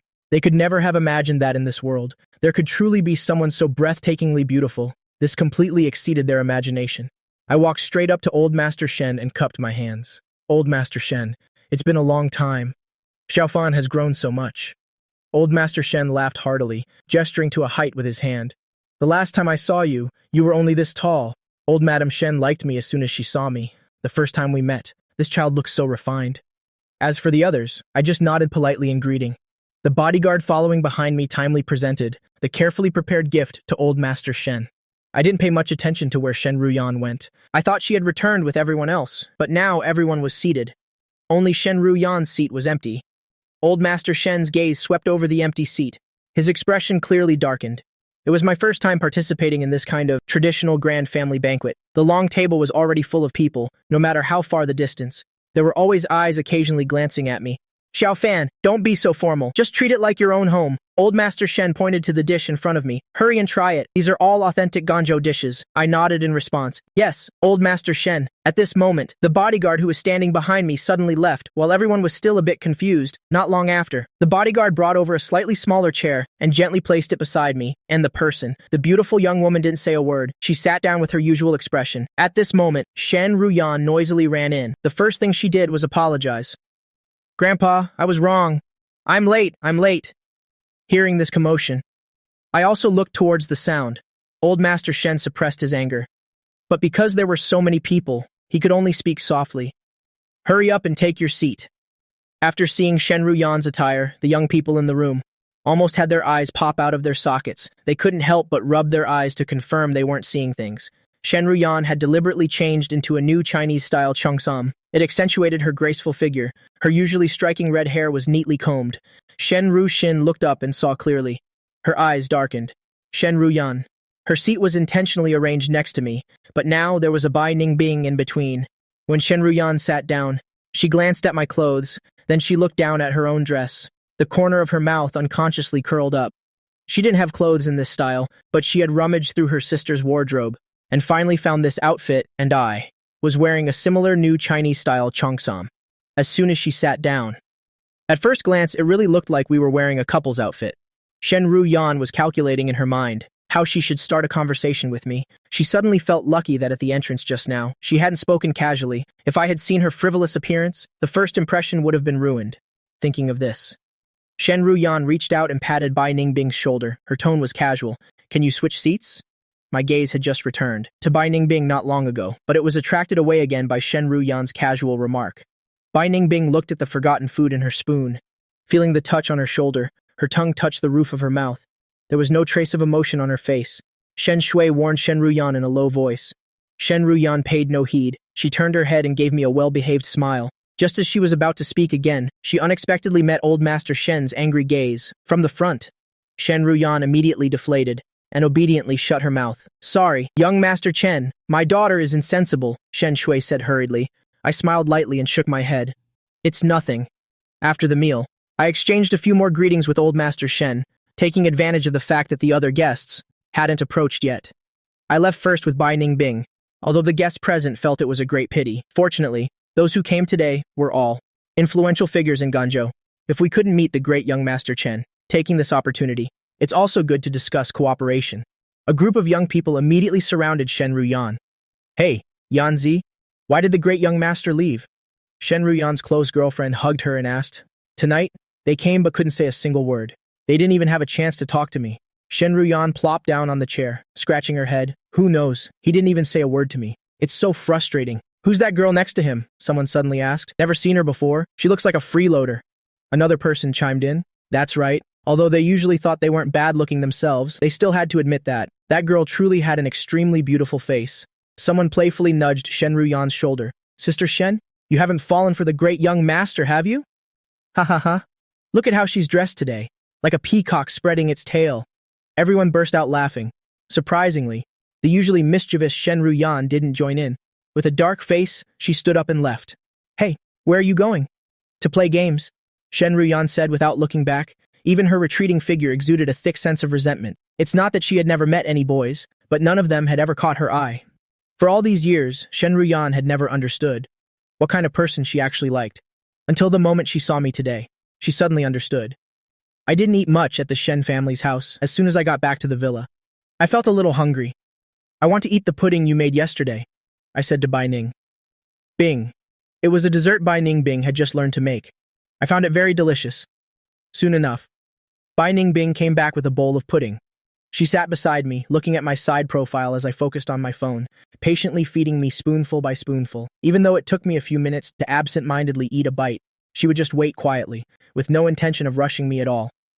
Until the bowl of pudding, like this, was intermittently eaten and almost finished. Master, Bai Ning Bing suddenly spoke, with a hint of fawning in her voice. You're not going to want me anymore, are you? Ever since I told her to call me young master. She hadn't used this form of address for a long time. My finger paused on the screen. I looked up and met Bai Ning Bing's gaze. Bai Ning Bing looked straight into my eyes. She knew I liked this face of hers the most, so she let the insecurity in the depths of her eyes show, completely unconcealed, like a small animal afraid of being abandoned, using her most vulnerable posture to gain my pity. She was too scared of being casually thrown away by me, scared of being coldly cast aside by me, scared of becoming unimportant in my heart. I put my phone down, under Bai Ning Bing's slightly anxious gaze. I took the pudding bowl. Bai Ning Bing's hand clenched into an empty, useless fist. She lowered her head, not daring to look at me. The next second, I scooped a spoonful of pudding and brought it to Bai Ning's mouth. Bai Ning Bing reflexively opened her mouth and ate. She looked up, a little stunned. She still hadn't had time to react when she saw me use the same spoon to scoop a spoonful into my own mouth. Bai Ning Bing's face immediately flushed bright red. I finished the rest of the pudding in a few bites. Smiling, I looked at her. Don't worry, only you get to eat my leftovers. When Bai Ning Bing heard this, she felt the sweetness in her mouth, little by little, seeping sweetly into the bottom of her heart. After the banquet ended, only the Shen family members were left, still chatting in the main hall. Shen Ruyan walked in, swaying, with a listless look. Shen Ruyan, get over here. Shen Laoyi had almost forgotten about her.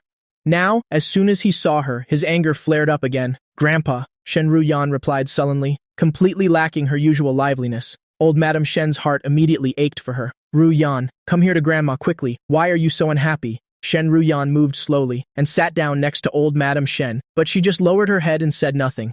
Why are you still wearing my clothes? Hurry up and change out of them, Shen Ruxin asked with a frown. She's a neat freak. Even if it's Shen Ruyan wearing them, she minds. But Shen Ruyan still said nothing. She just sighed again. Young Aunt Shen asked gently, what's wrong? Tell your auntie. Seeing Shen Ruyan like this, Shen Laoyi grew even angrier. If you have something to say, say it. Stop dawdling. Only then did Shen Ruyan look up.